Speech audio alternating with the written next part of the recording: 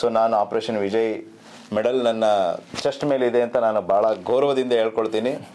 Latest ಅಗ್ನಿವೀರರು ಯಾರು 2 years ಎಷ್ಟು ಜನ ರಿಟೈರ್ಡ್ ಆಗಿ ಎಷ್ಟೋ ಲಕ್ಷ ರಿಟೈರ್ಡ್ ಆಗಿರ್ತಾರೆ, ಅವ್ರನ್ನೆಲ್ಲ ರೆಕಾರ್ಡ್ ಡಾಕ್ಯುಮೆಂಟ್ಸ್ ಕರೀತಾರೆ. ಅವ್ರು ಬರಲೇಬೇಕು, ಸೈನ್ ಮಾಡಿರ್ತಾರೆ, ಅಗ್ರಿಮೆಂಟ್ ಇರುತ್ತೆ. ಅದು ಅವಾಗ ಇನ್ನಷ್ಟು ಸ್ಟ್ರೆಂತ್ ನಮಗೆ ಇನ್ಕ್ರೀಸ್ ಆಗುತ್ತೆ. ಒಂದು ಯಂಗ್ ಬ್ರಿಗೇಡ್. ಅವಾಗ ನನಗೆ ರೈಫಲ್ ಫೈರ್ ಮಾಡಕ್ ಬರಲ್ಲ, ಇದು ಹೆಂಗ್ ಸರ್ ಹಿಡಿಯೋದು, ನಾನು ಹೆಂಗ್ ಸರ್ ಮಾಡೋದು. ಅವಾಗ ಬಂದ್ರೆ ಅವ್ರು ಬರೀ ಯೂನಿಫಾರ್ಮ್ ವೆಪನ್ ಕೊಟ್ಟು ನೋಡಿ ಒಂದ್ ಬ್ರಿಗೇಡ್ ನಿಂತಿರುತ್ತಲ್ಲಿ. ಅಗ್ನಿವೀರಲ್ಲೂ ಸ್ಕೀಮ್ ಚೆನ್ನಾಗಿದೆ, ಏನೋ ತಪ್ಪಾದ ಸ್ಕೀಮೇ ಅಲ್ಲ ಅದು. ಅಲ್ಲಿ ಸೆಲೆಕ್ಟ್ ಆದವ್ರಿಗೂ ಒಳ್ಳೆ ಲೈಫ್ ಇದೆ, ಅಲ್ಲಿಂದ 4 ವರ್ಷ ಬಿಟ್ಟು ಬಂದವ್ರಿಗೂ ಒಳ್ಳೆ ಲೈಫ್. ಆದ್ರೆ ಒಬ್ಬ ಸೈನಿಕ ಪೂರ್ತಿ ಒಂದು ಬ್ರಿಗೇಡ್ ನೇ ನಿಲ್ಸಿದ ಅಂತಂದ್ರೆ ಅದು ನಮ್ಮ ಶಕ್ತಿ, ನಮ್ಮ ದೇಶದ ಸೈನಿಕರ ಶಕ್ತಿ. ನಾನು ನಿನ್ಗೆ ರಿಎನ್ಫೋರ್ಸ್ಮೆಂಟ್ ಕಳ್ಸಕ್ಕಾಗಲ್ಲ, ನೀನು ವಿಡ್ರಾ ಮಾಡ್ಕೊಂಡ್ ಬಂದ್ಬಿಡು. ಆ ಸಿಚುವೇಶನ್ ಅಲ್ಲಿ ಫೇಸ್ ಆಯ್ತು, ಕಷ್ಟ. ಅದಕ್ಕೆ ಚೈನಾದವ್ರು ಗೆದ್ರು, ನಾವು ಓಡ್ ಬಂದ್ಬಿಟ್ವಿ. ಅದು ಹೇಳ್ತಾರಲ್ಲ, ಒಂದೊಂದು ಅಕ್ಕಿ ಮೇಲೂ ನಮ್ದು ಅನ್ನದ ಋಣ ಬರ್ದಿರ್ತದೆ ಅಂತ, ಹಂಗೆ ಸೈನಿಕರ ಜೀವನ ಒಂದೊಂದು ಬುಲೆಟ್ ಮೇಲೂ ಬರ್ದಿರುತ್ತೆ. ಸ್ಪಾಟ್ ಅಲ್ಲೇ ಜೀವ ಹೋಯ್ತು. ನಾನು ಇಲ್ಲಿದ್ದೀನಿ, ಒಂದು 5 meters ದೂರ, ಇಬ್ರು ಕಲ್ಲತ್ರ ಪೊಸಿಷನ್ ತಗೊಂಡಿದ್ದೆ. ಅವ್ನು ಫೈರ್ ಮಾಡಕ್ಕೆ ಹಿಂಗೆ ನೋಡ್ದ, ಅಲ್ಲಿಂದ ಒಂದು ಬುಲೆಟ್ ಬಂತು. ಹೆಲ್ಮೆಟ್ ಹಾಕಿ ಬುಲೆಟ್ ಪ್ರೂಫ್ ಹಾಕಿ ಏನು ಪ್ರಯೋಜನ? ಪೊಲೀಸ್ಗಳು ಎಷ್ಟೇ ಆದ್ರೂ ಎಷ್ಟೇ ಏನೇ ಹೇಳಿದ್ರು ನಮ್ಮಷ್ಟು ಇದಿರಲ್ಲ, ಟ್ರೈನಿಂಗ್ ಇರಲ್ಲ, ಅವ್ರಿಗೆ ಟ್ರೈನಿಂಗ್ ಇರಲ್ಲ. ಯಾರ ಏರಿಯಾದಲ್ಲಿ ಎಕ್ಸಾಕ್ಟ್ ಯಾರ ಎದುರುಗಡೆ ಬರ್ತಾರೆ, ಎಲ್ಲಿ ಹಿಂದೆಯಿಂದ ಬರ್ತಾನ ಮುಂದೆಯಿಂದ ಬರ್ತಾನ, ಒಟ್ನಲ್ಲಿ ನಿಮ್ಮ ಏರಿಯಾ ನೀವು ಅಲರ್ಟ್ ಆಗಿರಿ ಅಂತ ಹೇಳ್ಬಿಟ್ಟು ಆ ಕಣ್ಣಾರೆ ನೋಡಿ, ಜೊತೆಗೆ ತಾನೇ ಒಂದು ಫೈರ್ ಮಾಡಿ ಟೆರರಿಸ್ಟ್ಗಳ ಹೋರಾಡಿರುವಂತ ನಿಜವಾದ ಹೀರೋ. ಆಗಲ್ಲ, ನಾವು ಹೋಗಲ್ಲ ಅಂತ ಯಾವ ಸೈನಿಕನು ಹೇಳಲ್ಲ. ಅದು ಅಲ್ಲಿ ಹೋಗಕ್ ಮುಂಚೆ ನಾನು ನೆನ್ಸೂ ಇರ್ಲಿಲ್ಲ ಇಷ್ಟೊಂದು ಸೈನಿಕರ ಜೀವನ ಕಷ್ಟ ಇದೆ ಅಂತ. ಅಲ್ಲಿ ಹೋದ್ಮೇಲೆ ಪ್ರಾಕ್ಟಿಕಲ್ ಆಗಿ ಹೋಯ್ತು. अगर मुझे अपने खून को साबित करने से पहले मौत आ गई तो कसम से मैं मौत को ही मौत की नींद सुला दूंगा। कारगिल का ये युद्ध भले ही उच्च अधिकारियों की विस्तृत प्लानिंग और रणनीति के अनुसार लड़ा गया हो, लेकिन इसे जीतने वाले औसत 20 से 25 साल की उम्र के वो नौजवान सैनिक ही थे जो शेरों की तरह दुश्मन पे टूट पड़े। ये वो बेटे थे जिन्हें अपनी मां के आत्मसम्मान की चिंता अपनी जान से कहीं ज्यादा थी। पूरे विश्व पटल पर भारतीय विजय का डंका बजने लगा। आज हमारा भारत विश्व में एक नई शक्ति बन के उभर रहा है। कारगिल की ये विजय उस नए भारत की नींव का पत्थर है, क्योंकि इस युद्ध में बही खून की हर एक बूंद ने हमारे आज को सींचा है। ಕಣ್ಣಾರೆ ನೋಡಿ, ಜೊತೆಗೆ ತಾನೇ ಒಂದು ಫೈರ್ ಮಾಡಿ ಟೆರರಿಸ್ಟ್ಗಳ ಹೋರಾಡಿರುವಂತ ನಿಜವಾದ ಹೀರೋ. ಪೂಂಚ್ ಡಿಸ್ಟ್ರಿಕ್ಟ್ ಅಲ್ಲಿ ಲೋರನ್ ಅಂಡ್ ಸುರಂಗ್ಕೋಟ್ ಅಂತ ಕೆಲವೊಂದು ಜಾಗಗಳಿದೆ. ಅದು ಇವತ್ತಿಗೂ ಮಿನಿ ಪಾಕಿಸ್ತಾನ ಅಂತ ಹೇಳ್ತಾರೆ. ಎರಡನೇದು ಏನಂದ್ರೆ LAC ಯಾವುದೇ ಕಾರಣಕ್ಕೂ ಫೈರಿಂಗ್ ಆಗಲ್ಲ. ಫೈರಿಂಗ್ ಅಂದ್ರೆ ಯುದ್ಧನೇ. ಅವರಂದ್ರಲ್ಲಿ ಊಟ ತಿಂಡ ನಿದ್ದೆ ಏನು ಕೊಡದೇನೆ 2 ದಿನ 3 ದಿನ ಇಟ್ಟು ಅವ್ರ ಕೊನೆಯಲ್ಲಿ ಪೀಸ್ ಮಾಡಿ ಅವ್ರನ್ನ ಇಂಡಿಯಾಗೆ ಹ್ಯಾಂಡ್ ಓವರ್ ಮಾಡೋದು. ಫುಲ್ ಟೀಮ್ ಅಲರ್ಟ್ ಆದ್ವಿ. ಆಮೇಲೆ ಅದನ್ನ ಇದು ನಾವು ಆರ್ಮಿ ಆಗಿದೆ ನಿಮ್ಮ ಲೈಫ್ ಅಲ್ಲಿ ಆಗಿದೆ, ಅದೇ RR ಅಲ್ಲೇ ಆಗಿದೆ. ಅಲ್ಲಿ ಇಂಪಾರ್ಟೆಂಟ್ ಆಗಿರುವಂತ. ಬಟ್ ಎಷ್ಟು ಜನ ಇದ್ದಾರೆ ಅಂತ ಗೊತ್ತಿಲ್ಲ, ಯಾರಿದ್ದಾರೆ ಅಂತ ಗೊತ್ತಿಲ್ಲ. ಕನ್ಫರ್ಮ್ ಟೆರರಿಸ್ಟ್ ಇದ್ದಾರೆ. ಅಂಬೂಷ್ ಮಾಡಿ ಅವ್ರನ್ನ ಪೀಸ್ ಆಗಿ ಕತ್ತರಿಸಿ ಅವ್ರನ್ನ ಒಬ್ಬರನ್ನ ಜೀವಂತ ಬಿಡಿ. ये दिल मांगे मोर सर, ये दिल मांगे मोर. ಕಾರ್ಗಿಲ್ ಬಗ್ಗೆ ಮತ್ತೊಂದು ಕೆಲವೊಂದು ಸನ್ನಿವೇಶಗಳು ಹೇಳ್ತೀನಿ. ಹೇಳಿ ಸರ್. 99 ವಾರ್ ಆಯ್ತು. ನಾನು ಆ ಟೈಮಲ್ಲಿ ಪೂಂಚಲ್ಲಿದ್ದೆ. ಬಟ್ 2004 4 ಇಂದ 6 2 years ಬಂದೆ. ಕಾರ್ಗಿಲ್ ಡಿಸ್ಟ್ರಿಕ್ಟ್ ಅಲ್ಲಿ ಎಲ್ಲಿ ವಾರ್ ಆಯ್ತು ಆ ಜಾಗದಲ್ಲಿ ನಾನು ಹೋಗಿದ್ದೀನಿ. ಅಲ್ಲಿ 2 years ಆಸ್ ಎ ಬೆಟಾಲಿಯನ್ ನಾನು ಸರ್ವ್ ಮಾಡಿದ್ದೀನಿ. ಕಾರ್ಗಿಲ್ ಮುಂಚೆ ನೀವು ಪೂಂಚಲ್ಲಿ ಇದ್ರಿ, ಅದನ್ನ ಆಗ್ಲೂ ಕಾರ್ಗಿಲ್ ಇದ್ರಿ, ಇನ್ವಾಲ್ವ್ ಆಗಿದ್ರಿ. ಬಟ್ ಕಾರ್ಗಿಲ್ ನಲ್ಲಿ ಅಲ್ಲಿ ಜಮ್ಮುನಲ್ಲಿ ಇದ್ರಿ. ಆದ್ರೆ ನೆಕ್ಸ್ಟ್ ಮತ್ತೆ 2 years 2004 to 2016 ಕಾರ್ಗಿಲ್ ಇದ್ರಿ. ಕಾರ್ಗಿಲ್ ಡಿಸ್ಟ್ರಿಕ್ಟ್ ಅಲ್ಲಿ ಇದೆ. ಕಾರ್ಗಿಲ್ ಡಿಸ್ಟ್ರಿಕ್ಟ್ ಚನ್ನಿಗುಂಡ್ ಅನ್ನೋ ಇಲಾಖೆಯಲ್ಲಿ ನಾನು ಪೋಸ್ಟ್ ಅಲ್ಲಿ ಇದ್ದೆ. ಪೋಸ್ಟ್ ಕಮಾಂಡರ್ ಡ್ಯೂಟಿ ಮಾಡಿದ್ದೀನಿ. ಅಲ್ಲಿದು ವಾತಾವರಣ ಹೆಂಗೆ ಅಂದ್ರೆ, ಅದು ಅಲ್ಲಿ ಹೋಗಕ್ ಮುಂಚೆ ನಾನು ನೆನ್ಸೂ ಇರ್ಲಿಲ್ಲ ಇಷ್ಟೊಂದು ಸೈನಿಕರ ಜೀವನ ಕಷ್ಟ ಇದೆ ಅಂತ. ಅಲ್ಲಿ ಹೋದ್ಮೇಲೆ ಪ್ರಾಕ್ಟಿಕಲ್ ಆಗಿ ಹೋಯ್ತು. ಅಲ್ಲಿ ಹೋಗಕ್ ಮುಂಚೆ ಯಾವಾಗ ಕಾರ್ಗಿಲ್ ವಾರ್ ಆಯ್ತು, ಅಲ್ಲಿ ಒಂದು ಬ್ಯಾಟಲ್ ಸ್ಕೂಲ್ ಓಪನ್ ಮಾಡಿದ್ರು. ದ್ರಾಸ್ ಅನ್ನೋ ಜಾಗದಲ್ಲಿ ಒಂದು ವಿಕ್ರಮ್ ಬಾತ್ರಾ ಬ್ಯಾಟಲ್ ಸ್ಕೂಲ್ ಅಂತ ಓಪನ್ ಮಾಡಿದ್ರು. ವಿಕ್ರಮ್ ಬಾತ್ರಾ ಅಂದ್ರೆ ಕ್ಯಾಪ್ಟನ್ ವಿಕ್ರಮ್ ಬಾತ್ರಾ. ಗೂಗಲ್ ಅಲ್ಲಿ ಪರಮವೀರ ಚಕ್ರ ಪಡ್ಕೊಂಡಂತ ವ್ಯಕ್ತಿ. ಅವ್ರ ಹೆಸರು ಒಂದು ಬ್ಯಾಟಲ್ ಸ್ಕೂಲ್ ಓಪನ್ ಮಾಡಿದ್ದಾರೆ. ಕಾರ್ಗಿಲ್ ಬ್ಯಾಟಲ್ ಸ್ಕೂಲ್ ಅಂತಾನೆ ಹೆಸರು, KBS ಅಂತ. ಅಲ್ಲಿ ನಾವು ಟ್ರೈನಿಂಗ್ ಮಾಡಿದ್ವಿ. 3 weeks ಟ್ರೈನಿಂಗ್ ಇರುತ್ತೆ. ಅದು ಎಷ್ಟು ಕಷ್ಟ ಅಂದ್ರೆ ನಾವು ಇಮ್ಯಾಜಿನ್ ಊಹಿಸಕ್ಕೂ ಆಗಲ್ಲ. ಅಲ್ಲಿ ಬಂಡೆ ಹತ್ತಬೇಕು, ಹಿಮದಲ್ಲಿ ಇರಬೇಕು, ಕೋಲ್ಡ್ ಫುಡ್ಡೇ ಚೇಂಜ್ ಆಗುತ್ತೆ. ಅಲ್ಲಿ ದ್ರಾಸದ cold second coolest place in the world ಅಂತ -55 ಅಲ್ಲಿ ವರ್ಲ್ಡ್ ರೆಕಾರ್ಡ್ ಆಗಿದೆ. ಅಷ್ಟು ಕೂಲೆಸ್ಟ್ ಪ್ಲೇಸ್ ಅಲ್ಲಿ ನಾವು ಟ್ರೈನಿಂಗ್ ಮಾಡಿದ್ವಿ. ಜೂನ್ ಜುಲೈಲೇ ಮಾಡಿದ್ವಿ. ಜೂನ್ ಜುಲೈ ಎಷ್ಟು ಚಳಿ ಇತ್ತು ಅಂದ್ರೆ ಹಿಮ ಇನ್ನೂ ಕರಗಿರಲ್ಲ. ಬಸ್ಸು ವೆಹಿಕಲ್ ಓಡಾಡುವಂತ ಈ ಕಾರ್ಗಿಲ್ ವಿಜಯ್ ದಿವಸ ಮಾಡ್ಬೇಕಾದ್ರೂ ನೀವು ಮೀಡಿಯಾದಲ್ಲಿ ನೋಡಿದ್ರೆ ಅಲ್ಲಿ ಹೋಗ್ಬೇಕಾದ್ರೆ ಟ್ರ್ಯಾಕ್ ಮಾತ್ರ ಇರುತ್ತೆ, ಚೆನ್ನಾಗಿರುತ್ತೆ. ಸುತ್ತಮುತ್ತ ಇನ್ನೂ ಹಿಮ ಕರಗಿರಲ್ಲ. ಅಷ್ಟು ಕೂಲೆಸ್ಟ್ ಪ್ಲೇಸ್. ಅದನ್ನ -55 ರೆಕಾರ್ಡ್ ಆಗಿದೆ ಆ ಪ್ಲೇಸ್. ಆ ಜಾಗದಲ್ಲಿ ಸೈನಿಕರು ಮಾಡಿದ್ದಾರೆ ಅಂದ್ರೆ ಅದು ನಾವು ಊಹಿಸಕ್ಕೆ ಹೀರೋಸ್ ಅಂದ್ರೆ ಅವರು ಎನಿಮಿಗಿಂತ ಆ ಕ್ಲೈಮೇಟ್, ಆ ವಾತಾವರಣ. ಯಾಕೆಂದ್ರೆ ಈಗ ಹೋಗ್ತಾರೆ ಬೆಟಾಲಿಯನ್ 3 ವೀಕ್ಸ್ ಟ್ರೈನಿಂಗ್ ತಗೊಳುತ್ತೆ, ಮತ್ತೆ 1 ವೀಕ್ ಅಕ್ಲಿಮೆಂಟೇಷನ್ ಆಗುತ್ತೆ, ಎಲ್ಲ ಆಗುತ್ತೆ. ಆವಾಗ ಯುದ್ಧಕ್ಕೆ ಡೈರೆಕ್ಟ್ ಎಲ್ಲೆಲ್ಲಿಂದ ಬಂದು ಯುದ್ಧ ಮಾಡಿದ್ರು.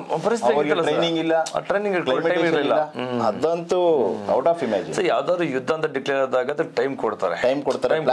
ಇದು ಎಮರ್ಜೆನ್ಸಿ ಆಯ್ತು. ಆ ವಾತಾವರಣದಲ್ಲಿ ಯುದ್ಧ ಮಾಡೋದು ಗ್ರೇಟ್.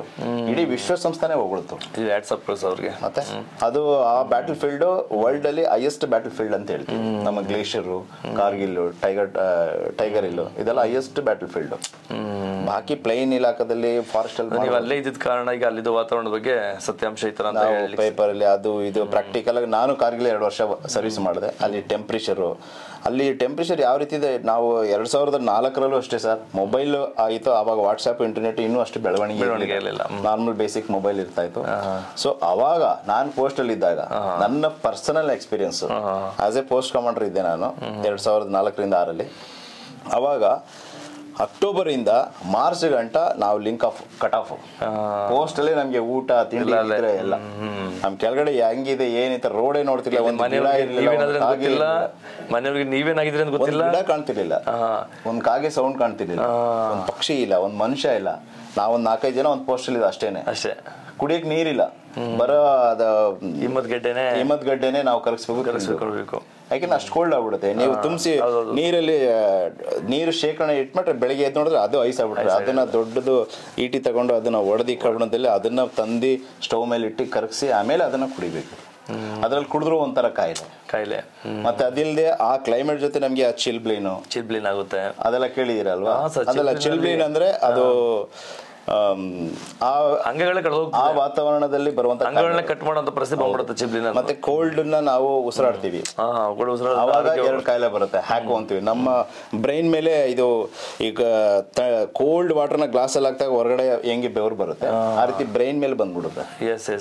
ಅದಕ್ಕೆ ಹ್ಯಾಕು ಅಂತ ಹೇಳ್ತೀವಿ. ಹೌದು, ಹೈ ಆಲ್ಟಿಟ್ಯೂಡ್ ಸೆರಿಬ್ರಲ್ ಓಡಿಮಾ ಅಂತ ಹೇಳ್ತೀವಿ. ಇನ್ನೊಂದು ಹ್ಯಾಪು ಅಂತ ಹೇಳ್ತೀವಿ. ನಮ್ ಲಂಗ್ಸ್ ಮೇಲೂ ಆ ರೀತಿ ಬಂದ್ಬಿಡುತ್ತೆ. ಉಸಿರಾಡ್ತಾ ಕೋಲ್ಡ್ ವಾತಾವರಣ ಉಸಿರಾಡ್ತೀವಲ್ಲ ಅವಾಗ ಲಂಗ್ಸ್ ಮೇಲೆ ಅದೇನತ್ತ ಆ ರೀತಿ ಆಗುತ್ತೆ. ಸಲ 6 ತಿಂಗಳು ಡ್ಯೂಟಿ ಮಾಡಿದ್ರೆ ಸುಮಾರು ಒಂದು 2 ರಿಂದ 3 ವರ್ಷ ಆಯಸ್ಸು ಕಡಿಮೆ ಆಗುತ್ತೆ ಅಂತ ಹೇಳ್ತಾರೆ. ಗ್ಲೇಷಿಯರ್ ಅಲ್ಲಿ ಹೋದ್ರೆ ನಮ್ದು ಆಯಸ್ಸು ಕಡಿಮೆ ಆಗುತ್ತೆ, ಅಂಗಗಳೆಲ್ಲ ವೀಕ್ ಆಗ್ಬಿಡ್ತವೆ. ಮತ್ತೆ ಈಗ ಸ್ನೋ ಬಿದ್ದ ಮೇಲೆ ಎಲ್ಲೋ ಒಂದ್ ಸ್ವಲ್ಪ ಬಿಸಿಲು ಬೀಳ್ತು. ಬಿಸಿಲು ಬಿದ್ದಾಗ ಆ ವೈಟ್ಗೂ ಅದಕ್ಕೂ ಆ ಕಿರಣ ಹೊಳಿತಲ್ಲ, ನಾವು ಕಣ್ಣಾರ ನೋಡಿದ್ರೆ ಕಣ್ಣು ಹೋಗ್ಬಿಡುತ್ತೆ. ಅದಕ್ಕೆ ಸ್ಲೋ ಬ್ಲೈಂಡ್ನೆಸ್ ಅಂತ ಹೇಳ್ತಾರೆ. ಅದು ಇಷ್ಟೆಲ್ಲ ಶ್ರಮ ಪಡ್ತಾನೆ ಏನಕ್ಕೆ ಸರ್, ಯಾಕೆ ಸರ್ ಇಷ್ಟೊಂದು ಕಷ್ಟಪಡ್ಬೇಕು ಸೈನಿಕ? ಮಾಡ್ಬೇಕಾಗುತ್ತೆ. ಬಟ್ ಸೈನಿಕರಲ್ಲಿ ಏನೊಂದು ಮೋಟಿವೇಶನ್ ಇರುತ್ತೆ ಅಂದ್ರೆ ನಾವು ಬಂದಿದ್ದೀವಿ, ಯಾವ್ದಕ್ಕೂ ನಾವು ಹೆದರೋದಿಲ್ಲ ಅನ್ನೋದು ಮೋಟಿವೇಶನ್ ಸೆಲ್ಫ್. ಅಲ್ಲಿ ಅಲ್ಲಿ ವಾತಾವರಣ ಯಾವಾಗ ನಾವು ಸೈನಿಕರು ನಮ್ಮ ದೇಶನ ಕಾಪಾಡ್ಬೇಕು ಅನ್ನೋದು ಇರುತ್ತೆ ಹೊರತು ನಮ್ಮ ದೇಶ ಒಳಗಡೆ ಏನ್ ನಡೀತದೆ ನಮಗೆ ಅದು ಅವಶ್ಯಕತೆನೇ ಇರಲ್ಲ. ಈಗ ಮೊಬೈಲ್ ಅಲ್ಲಿ ಲ್ಯಾಪ್ಟಾಪ್ ಅಲ್ಲಿ ಹೆಂಗೆ ಸೆಲ್ಫ್ ಇನ್ಬಿಲ್ಟ್ ಆಪ್ಸ್ ಗಳಿರುತ್ತೆ ಆ ರೀತಿ ನಮ್ಮ ಟ್ರೈನಿಂಗು, ನಮ್ಮ ಡ್ಯೂಟಿ, ನಮ್ಮ ಒಂದು ವಾತಾವರಣ ಆ ರೀತಿ ನಮ್ಮನ್ನ ಕ್ರಿಯೇಟ್ ಮಾಡಿ ಅಂತ ಸಿಚುವೇಶನ್ ಅಲ್ಲಿ ಯಾವ ಕೋಲ್ಡ್ ಆಗಿರ್ಲಿ, ಯಾವ ಎನಿಮಾ ಇರಲಿ, ಯಾವ ಕಾಡಾಗಿರ್ಲಿ, ಏನೇ ಆದ್ರೂ ನಾವು ಹಿಂಜರಿಯದೆ ಅರಿಬಾರ್ದು, ಮುನ್ನಡಿಲೇಬೇಕು ದೇಶಕ್ಕೋಸ್ಕರ ಅನ್ನೋದು ಅದು ಸೆಲ್ಫ್ ಇನ್ಬಿಲ್ಟ್ ಆ್ಯಪ್ ತರ ಅದು ವರ್ಕ್ ಆಟೋಮೆಟಿಕ್ ಬಂದ್ಬಿಟ್ಟಿದೆ. ಯಾರು ನನ್ನ ಜೊತೆಗಿಲ್ಲ ಇದುವರೆಗೂ ನೋಡಿಲ್ಲ, ನನ್ನ ಕೈಲಿ ಆಗಲ್ಲ ಅಂದ್ರೆ ಯಾವ್ದು ಇದೇ ಇಲ್ಲ. ಮುಂದಿಟ್ಟ ಜನ ಹಿಂದೆ ತೆಗೆಯೋದಿಲ್ಲ, ಬರೋದೇ ಇಲ್ಲ. ಸಾವನ್ನ ಮುಂದೆ ಇಟ್ಕೊಂಡು ಹೊರಡ ಕಷ್ಟಪಡ್ತಾರೆ. ನಾವೊಂದ್ 2 ಹೆಜ್ಜೆ ಮುಂದೆ ಇಡ್ಬೋದು, ಹಿಂದೆ ಇರೋನು 2 ಹೆಜ್ಜೆ ಹಿಂದೆ ಇರ್ಬೋದು. ಬಟ್ ನಾನು ಬರ್ತೀನಿ, ಪ್ರಯತ್ನ ಪಡ್ತೀನಿ. ಆಗಲ್ಲ, ನಾವು ಹೋಗಲ್ಲ ಅಂತ ಯಾವ ಸೈನಿಕನು ಹೇಳಲ್ಲ. ಯಾಕೆಂದ್ರೆ ಅದು ಆ ರೀತಿ ಬೆಳೆದು ಬಿಡುತ್ತೆ.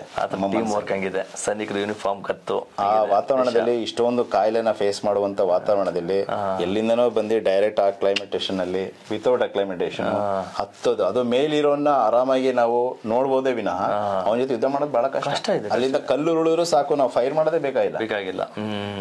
ಆ ರೀತಿಯಾಗಿ ಆ ಸೈನಿಕರು ಪಟ್ಟಂತ ಕಷ್ಟ ರಿಯಲಿ ಗ್ರೇಟ್. ನಾವು ಬಾಕಿ 71 65 ವಾರ್ ಕಂಪೇರ್ ಮಾಡಿದ್ರೆ Kargil war really dangerous war. Operation ಇಡೀ ವರ್ಲ್ಡ್ ಅಪ್ರಿಶಿಯೇಟ್ ಮಾಡ್ತು. ಅಷ್ಟು ಹೈಟ್ ಅಲ್ಲಿ ಆ ಕ್ಲೈಮೇಟ್ ಅಲ್ಲಿ ಯುದ್ಧ ಮಾಡಿ ಅದನ್ನ ಅವ್ರನ್ನ ಓಡಿಸಿದೀರಾ ಅಂದ್ರೆ ಅವರೇ ಗ್ರೇಟ್ ಅಂತ ನಮ್ಮ ಇಂಡಿಯನ್ ವಾಜಪೇಯಿ ಇದ್ದಿದ್ದಕ್ಕೆ ಈ ತರ ಏನಾದ್ರು ಜೋಶ್ ಇತ್ತ. ಬೇರೆ ಇದ್ದಿದ್ರೆ ನಾವು ಮಾತಾಡ್ತೀವಿ ಇನ್ನೂ ಡಿಲೇ ಮಾಡ್ತಾ ವಾಜಪೇಯಿ ಪ್ರಧಾನ ಮಂತ್ರಿ ಆಗಿದ್ರಿಂದ ಇಮಿಡಿಯೇಟ್ ಎಫೆಕ್ಟ್ ಆಯ್ತು, ಇಮಿಡಿಯೇಟ್ ಕ್ಲಿಯರೆನ್ಸ್ ಆಯ್ತು. 1 ತಿಂಗಳು ವಾರ ಆಯ್ತು, ಇಷ್ಟು ಜನ ಸತ್ರು, ಬಟ್ ಒಂದು ಎಕ್ಸ್ಪೀರಿಯನ್ಸ್ ಅಚೀವ್ಮೆಂಟ್ ಇದೆ. ಸರ್ ಪಾಕಿಸ್ತಾನ ಯಾಕೆ ಸರ್ ಈ ತರ ಇಷ್ಟೆಲ್ಲ ಸೋಲು ಅನುಭವಿಸಿದ್ರು ಕೂಡ ಅವ್ರಿಗೆ ಏನು ಅಂದ್ರೆ ಈಗ POK ಒಂದು ತಗೊಂಡ್ಬಿಟ್ಟಿದ್ದಾರೆ, ಆ ರೀತಿ ಇನ್ನೂ ನಾವು ತಗೊಬೇಕು ಅನ್ನೋದು ಒಂದು ದುರಾಸೆ, ಅದು ನೆರವೇರಲ್ಲ ಅಂತ ಅವ್ರಿಗೆ. ಒಂದು ಆಪರೇಷನ್ ಅಂದ್ರೆ ಕೋಟ್ಯಾಂತರ ಖರ್ಚಾಗ್ತದೆ. ಹೌದು, ಅಷ್ಟೋ ಸೈನಿಕರುಗಳು ಅಮಾಯಕರು ತೀರ್ಕೊಂತಾರೆ ಅಲ್ಲ, ಆದ್ರೂ ಕೂಡ ಅದರಿಂದ ಬೆಳವಣಿಗೆ ಅಂತೂ ಆಗ್ತಾ ಇಲ್ಲ. ಒಂದು ಯುದ್ಧ ಅಂದ್ರೆ ಒಂದು ಯಾವ್ದೋ ದೇಶ ಯುದ್ಧ ಮಾಡ್ತೀನಿ ಅಂದ್ರೆ 10 ರಿಂದ 20 ವರ್ಷ ಬ್ಯಾಕ್ ಹೋಗ್ಬಿಡುತ್ತೆ. ಹೌದು, ಆಲ್ರೆಡಿ ಬ್ಯಾಕ್ವರ್ಡ್ ಆಗಿದೆ. ಆದ್ರೂ ಕೂಡ ಎಕನಾಮಿಕ್ ಕಂಡೀಷನ್ ಬಿದ್ದೋಗಿದೆ ಪಾಕಿಸ್ತಾನಲ್ಲಿ. ಈಗ ಮೋದಿ ಅವ್ರನ್ನ ಡಿಪೆಂಡ್ ಆಗ್ಬಿಟ್ಟಿದ್ದಾರೆ ಅವರು. ಇಂಡಿಯಾನ ನೋಡಿ ಅವ್ರು ಕಲಿಬೇಕು ಅಂತಿದ್ದಾರೆ. POK ಇಲ್ಲಿ ಇರೋರು ನಮ್ಗೆ ಮೋದಿ ಬೇಕು ಪಾಕಿಸ್ತಾನ ಬೇಡ ಅನ್ನೋ ಮಟ್ಟಿಗೆ. ಈಗ ಮೋದಿ ಬಗ್ಗೆ ಮಾತಾಡಿದ್ರಿ, ಯಾಕೆಂದ್ರೆ ನಾನು ಕೂಡ ಮೋದಿ ಅವರು ಇದರಲ್ಲಿ ಇದ್ದೆ. ಮೊದ್ಲಿದ್ದಂತ ಸೈಡಿ ನಾವು ಯಾವ್ದು ರೀತಿ ರಾಜಕೀಯ ಮಾತಾಡೋದು ಬೇಡ ಸರ್. ನಮ್ಗೆ ನಾವು ಸೋಲ್ಜರ್ಸ್ ಅಂದ್ರೆ ಯಾವ್ದು ಧರ್ಮ ಬರಲ್ಲ, ಯಾವ್ದು ರಾಜಕೀಯ ಬರಲ್ಲ. ನಮ್ಗೆ ಮೊದಲು ಓಟಕ್ಕೂ ಇರ್ಲಿಲ್ಲ, ಇವಾಗ ಓಟಕ್ಕೆ ಬಂದಿದೆ ಅಷ್ಟೇ. ಇದೆಲ್ಲ ಇದ ಮೇಲೆ ಸರ್ ಈಗ ನಾವು ಕಂಪ್ಯಾರಿಸನ್ ಮಾಡ್ಬೇಕಂತಂದ್ರೆ ಸೈನಿಕರು ಕೊಟ್ಟಂತ ಪವರ್ ಆಗಿರ್ಬೋದು, ಸೈನಿಕರಂತ ಒಂದು ನಿಯಮಗಳು ರೂಲ್ಸ್ ಗಳಾಗಿರ್ಬೋದು, ಇದ್ರ ಬಗ್ಗೆ ಕಂಪ್ಯಾರಿಸನ್ ಮಾಡಿದಾಗ ಮೊದಲಿದಂತ ಸರ್ಕಾರ ಇವಾಗಿಂತ ಸರ್ಕಾರನಲ್ಲಿ ಏನ್ ಸರ್ ವ್ಯತ್ಯಾಸ ಕಂಡು ಬರ್ತಾ ಇದೆ? ಏನ್ ಸರ್ ವ್ಯತ್ಯಾಸ ಅಂದ್ರೆ ಈಗ ನಮಗೆ ಆರ್ಮಿಗೆ ಏನ್ ರಿಕ್ವೈರ್ಮೆಂಟ್ ಇದೆ ಅದನ್ನ ಅವರು ಇಮಿಡಿಯೇಟ್ ಆಗಿ ಕೊಡ್ತಾ ಇದ್ದಾರೆ. ಯಾರು ಸರ್? ಫಾರ್ ಎಕ್ಸಾಂಪಲ್ ಇಕ್ವಿಪ್ಮೆಂಟ್ ಅಲ್ಲಿ ಇಂಪ್ರೂವ್ಮೆಂಟ್ಸ್ ಇದೆ, ವೆಪನ್ಸ್ ಅಲ್ಲಿ ಇಂಪ್ರೂವ್ಮೆಂಟ್ಸ್ ಇದೆ. ಯಾರು ಮಾಡ್ತಿದ್ದಾರೆ ಇದೆಲ್ಲ ಇಂಪ್ರೂವ್ಮೆಂಟ್? ಈಗಿನ ಸರ್ಕಾರ, ಮೋದಿ ಅಂತ ಹೇಳಲ್ಲ, ಈಗಿನ ಸರ್ಕಾರ ಮಾಡ್ತಾ ಇದೆ. ಏನ್ ಅವಶ್ಯಕತೆ ನೀಡ್ ಇದೆ ನಮ್ಮ ಕೊಡ್ತಾ ಇದೆ. ಅದು ಆಗಿನ ಸರ್ಕಾರ ನಾವ್ ಎಷ್ಟೇ ಫಾರ್ ಎಕ್ಸಾಂಪಲ್ ಗ್ಲೇಷಿಯರ್ ಅಲ್ಲಿ ಇಷ್ಟೊಂದು ಕ್ಲೈಮೇಟ್ ಅಲ್ಲಿ ನಮಗೆ ಒಳ್ಳೆ ಕ್ಲೋತಿಂಗ್ ಇರ್ತಾ ಇರ್ಲಿಲ್ಲ, ಒಳ್ಳೆ ಫುಡ್ ಇರ್ಲಿಲ್ಲ, ನಾರ್ಮಲ್ ಅನ್ನೋ ಫುಡ್ ಸಿಗ್ತಾ ಇತ್ತು. ಇವಾಗ ಅಲ್ಲೋದ್ರೆ ನಾರ್ಮಲ್ ಫುಡ್ ಗಿಂತ ಸ್ಪೆಷಲ್ ರಾಷನ್ ಅಂತ ಒಂದು ಸಿಗುತ್ತೆ. ಅದು ಆ ಟೆಂಪರೇಚರ್ ಗೆ ನಮ್ಮ ಬಾಡಿನ ಹೆಂಗೆ ವಾರ್ಮ್ ಆಗಿರ್ಬೇಕು ಅದಕ್ಕೆ ತಕ್ಕಾಗೆ ರೇಷನ್, ತಕ್ಕಾಗೆ ಇಕ್ವಿಪ್ಮೆಂಟ್, ತಕ್ಕಾಗೆ ಕ್ಲೋತಿಂಗ್, ಒಂದು ನೀವು ಸಾಕ್ಸ್ ಸಹ ಎಲ್ಲ ಇಂಪೋರ್ಟೆಡ್ ಬರ್ತಾ ಇದೆ ಹೊರಗಡೆಯಿಂದ. ಇವಾಗ ಮೇಕ್ ಇನ್ ಇಂಡಿಯಾನ ಶುರು ಆಗಿದೆ. ಅವಾಗ ನಾನಿದ್ದಾಗ ಕಾರ್ಗಿಲ್ ಅಲ್ಲಿ ಇದ್ದಾಗ ಎಲ್ಲ ನಾನು ಕಣ್ಣಾರ ನೋಡಿದೆ. ಎಲ್ಲ ನಮ್ CFTR ಇಂದ ಸುಮಾರು ಫುಡ್ ಬರುತ್ತೆ sir. Mysuru ready to eat food CFTR ಇಂದ ಬರುತ್ತೆ. ಓಕೆ, ಒಂದ್ಸಲ ಪೂನ್ಸ್ ಅಲ್ಲಿ ನಾವು ROP ಅಂತ ಒಂದು ಆಪರೇಷನ್ ಮಾಡ್ತೀವಿ. ರೋಡ್ ಓಪನಿಂಗ್ ಪಾರ್ಟಿ ಅಂತ ಹೇಳಿದ್ರೆ ಒಂದು ಸೇನೆ ಗಾಡಿ ಇಲ್ಲ ಯಾವ್ದೋ VIP ನಮ್ದು ಅಡಮ್ ಕ್ಯಾನ್ವೇ ಅಂತ ಹೇಳ್ತೀವಿ. ಅಂದ್ರೆ ನಮ್ದು ಅದ್ರಲ್ಲಿ ರೇಷನ್, ಕ್ಲೋತಿಂಗ್, ಅಮ್ಯುನಿಷನ್ ಏನೇ ಒಂದು ಇದ್ರೂ ಗಾಡಿಗಳು ಮೂವ್ ಆಗುತ್ತೆ, ಕಾನ್ವೇ ಥ್ರೂ ಹೋಗುತ್ತೆ. ಸೊ ಆ ರೀತಿ ಒಂದು 4-5 ಗಾಡಿಗಳು ಹೋಗುತ್ತೆ. ಅದ್ರಲ್ಲಿ ಲೀವ್ ಹೋಗೋರು, ಲೀವ್ ಇಂದ ಬರೋರು, ಆ ರೀತಿ ಬೆಳಗ್ಗೆ ಹೋದ್ರೆ ಗಾಡಿ ಅಲ್ಲಿ ಪಿಕ್ ಮಾಡ್ಕೊಂಡು ವಾಪಸ್ ಕ್ಯಾಂಪಿಗೆ ಬರುತ್ತೆ. ಸೊ ಈ ರೀತಿ ಗಾಡಿ ಹೊರಡಕ್ ಮುಂಚೆ ನಾವು ಒಂದು ಟ್ರೂಪ್ಸ್ ಒಂದು 16 ರಿಂದ 18 ಜನ ಒಂದು ಟ್ರೂಪ್ಸ್ 2 ಸೆಕ್ಷನ್ ಬರ್ತೀವಿ. ರೋಡಲ್ಲಿ ಇಬ್ಬಿಬ್ರು ಡಿಪ್ಲೇಡ್ ಆಗ್ತೀವಿ. ನಮ್ದೇ ಆದ ಒಂದು 3 to 4 ಕಿಲೋಮೀಟರ್ ನಾವು ರೋಡ್ ಅಬ್ಸರ್ವೇಷನ್ ಮಾಡ್ತೀವಿ. ಬರಕ್ ಮುಂಚೆ ಆ ರೋಡಲ್ಲಿ ಎಷ್ಟು ಬ್ರಿಡ್ಜಸ್ ಇದೆ, ಎಲ್ಲೆಲ್ಲಿ ಕರ್ವ್ಸ್ ಇದೆ ಎಲ್ಲಾನು ನೀಟಾಗಿ ಸರ್ಚ್ ಮಾಡ್ತೀವಿ. ಒಂದು 200 ಮೀಟರ್ಸ್ ರೋಡ್ ಇಂದ 2 ಕಡೆ 200 ಮೀಟರ್ಸ್ ಮೆಟಲ್ ಡಿಟೆಕ್ಟರ್ ID ಇರಬಾರ್ದು, ಬಾಂಬ್ಸ್ ಇರಬಾರ್ದು, ಎಲ್ಲ ಸರ್ಚ್ ಮಾಡ್ಕೊಂಡು ಯಾರು ಔಸ್ಕೊಂಡಿರ್ಬಾರ್ದು.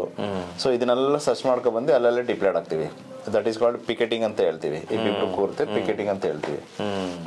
ನಾವು ಕೂತ್ಕೊಂಡು ಪಿಕೆಟಿಂಗ್ ಮೇಲೆ ನಾವು ನಮ್ಮ ಹತ್ರ ವೈರ್ಲೆಸ್ ರೇಡಿಯೋ ಸೆಟ್ಗಳಿರುತ್ತೆ. ನಾವು ನಮ್ಮ ಕಮಾಂಡರ್ಗೆ ನನ್ನ ಏರಿಯಾ ಓಕೆ ಅಂತ ಹೇಳ್ತೀವಿ, ಇನ್ನೊಂದಿಬ್ರು ಅವ್ರ ಏರಿಯಾ ಓಕೆ, ಎಲ್ಲಾ ಏರಿಯಾ ಓಕೆ ಅಂದ್ಮೇಲೆ ಕಮಾಂಡರ್ ಏನ್ ಮಾಡ್ತಾನೆ, ಬೆಡಲ್ ಹೇಳ್ಕೊಟ್ಟು ಸಿಗ್ನಲ್ ಮಾಡ್ತಾನೆ, ಏರಿಯಾ ನಮ್ಮ ಏರಿಯಾ ಓಕೆ ಇದೆ, ಸರ್ಚ್ ಮಾಡಿದ್ದೀವಿ, ಸೇಫ್ಟಿ ಇದೆ, ನೀವು ಗಾಡಿ ಹೋಗ್ಬೋದು. ಆವಾಗ ಆ ಕನ್ವೆ ಗಾಡಿಗಳು ಹೊರಡುತ್ತೆ, ವೆಹಿಕಲ್ಸ್ ಮೂವ್ ಆಗುತ್ತೆ. ಈಗ ಹೋಗ್ಬಿಟ್ಟು ರಿಪೋರ್ಟ್ ಕೊಡಲ್ಲ ಗಂಟ ವೆಹಿಕಲ್ ಮೂವ್ ಆಗಲ್ಲ, ಸೇಫ್ಟಿಗೋಸ್ಕರ. ಸೊ ಆ ರೀತಿ ಹೋಗ್ಬಿಟ್ಟು ಮತ್ತೆ ಅವರು ಸಂಜೆ ಆ ಕಡೆಯಿಂದ ಒಂದು ಕ್ಯಾನ್ವಾಸ್ ಬರುತ್ತೆ, ಅಂದ್ರೆ ವೆಹಿಕಲ್ಸ್ ಮೂವ್ಮೆಂಟ್ ಆ ಕಡೆಯಿಂದ ಒಂದಾಗುತ್ತೆ. ಅದು ಬರೋ ಗಂಟೆ ನಾವು ಈ ಏರಿಯಾ ಡಾಮಿನೇಟ್ ಮಾಡ್ತಾ ಇರ್ಬೇಕು. ಅಲ್ಲಿ ಯಾರು ನಮ್ಗೆ ಡೌಟ್ ಆಗುವಂತ ವ್ಯಕ್ತಿ ಓಡಾಡಬಾರ್ದು, ಡೈಲಿ ಓಡಾಡೋ ವ್ಯಕ್ತಿ ಓಡಾಡ್ಬೇಕು. ಅಲ್ಲಿ ಯಾವ್ದೋ ಒಂದು ಅಪರಿಚಿತವಾದ ಕಾರ್ ನಿಲ್ಲೋದು, ಸ್ಕೂಟರ್ ನಿಲ್ಲೋದು, ಯಾರೋ ಒಂದ್ 4 ಜನ ಓಡ್ತಾ ಇರೋದು, ಏನೋ ಒಂದು ಡೌಟ್ ಬರೋ ರೀತಿ ಏನೋ ಸನ್ನಿವೇಶ ನಡೀಬಾರ್ದು. ನಾವು ಬೆಳಿಗ್ಗೆ 6 ಗಂಟೆಗೆ ಬಂದ್ರೆ ಮಧ್ಯಾಹ್ನ ಊಟ ಜೊತೆಗೆ ತಂದ್ಬಿಡ್ತೀವಿ, ಬ್ರೇಕ್ಫಾಸ್ಟ್ ಜೊತೆಗೆ ತಂದ್ಬಿಡ್ತೀವಿ, ಟೀ ರೇಷನ್ ತಂದ್ಬಿಟ್ಟಿರ್ತೀವಿ, ಸಫಿಶಿಯಂಟ್ ನೀರು ಇರ್ತವೆ, ಎಲ್ಲ ತಂದ್ಬಿಟ್ರೆ ಸಂಜೆ 6 ಗಂಟೆ ಕತ್ಲಾಗೋದು ಗಂಟೆ 5:30-6 ಗಂಟೆ ವಾಪಸ್ ಆ ಗಾಡಿಗಳು ಹೋಗೋ ಗಂಟ ನಾವು ಆ ಏರಿಯಾ ಡೆವಲಪ್ ಮಾಡ್ತೀವಿ.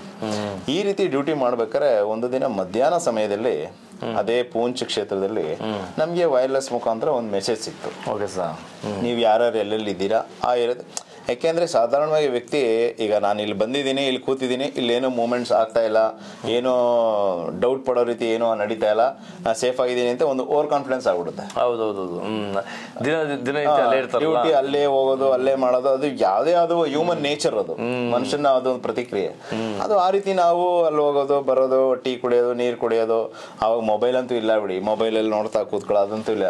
2000 ಇಸ್ವಿಲಿ ನಾನು ಮಾತಾಡ್ತಾ ಇರೋದು, ಕಾರ್ಗಿಲ್ ವಾರ ಆಗೋಗಿತ್ತು. ಆವಾಗ ಆ ಟೈಮಲ್ಲಿ ಮಧ್ಯಾಹ್ನದ ಹೊತ್ತು ಲಂಚ್ ಟೈಮು, ಐ ಥಿಂಕ್ 12:30 1 ಗಂಟೆ. ನಾವು 1 ಗಂಟೆ ಎಲ್ಲ ಲಂಚ್ ಮಾಡ್ತಾ ಇರ್ತೀವಿ. ನಾವು ಲಂಚ್ ಮಾಡ್ತಾ ಕೂತಿದ್ವಿ, ನಮಗೆ ವೈರ್ಲೆಸ್ ಮುಖಾಂತರ ಒಂದು ಮೆಸೇಜ್ ಸಿಕ್ತು, ನಿಮ್ಮ ಏರಿಯಾದಲ್ಲಿ ಇಬ್ರು ಮಿಲಿಟೆಂಟ್ ಕ್ರಾಸ್ ಆಗ್ತಾ ಇದ್ದಾರೆ.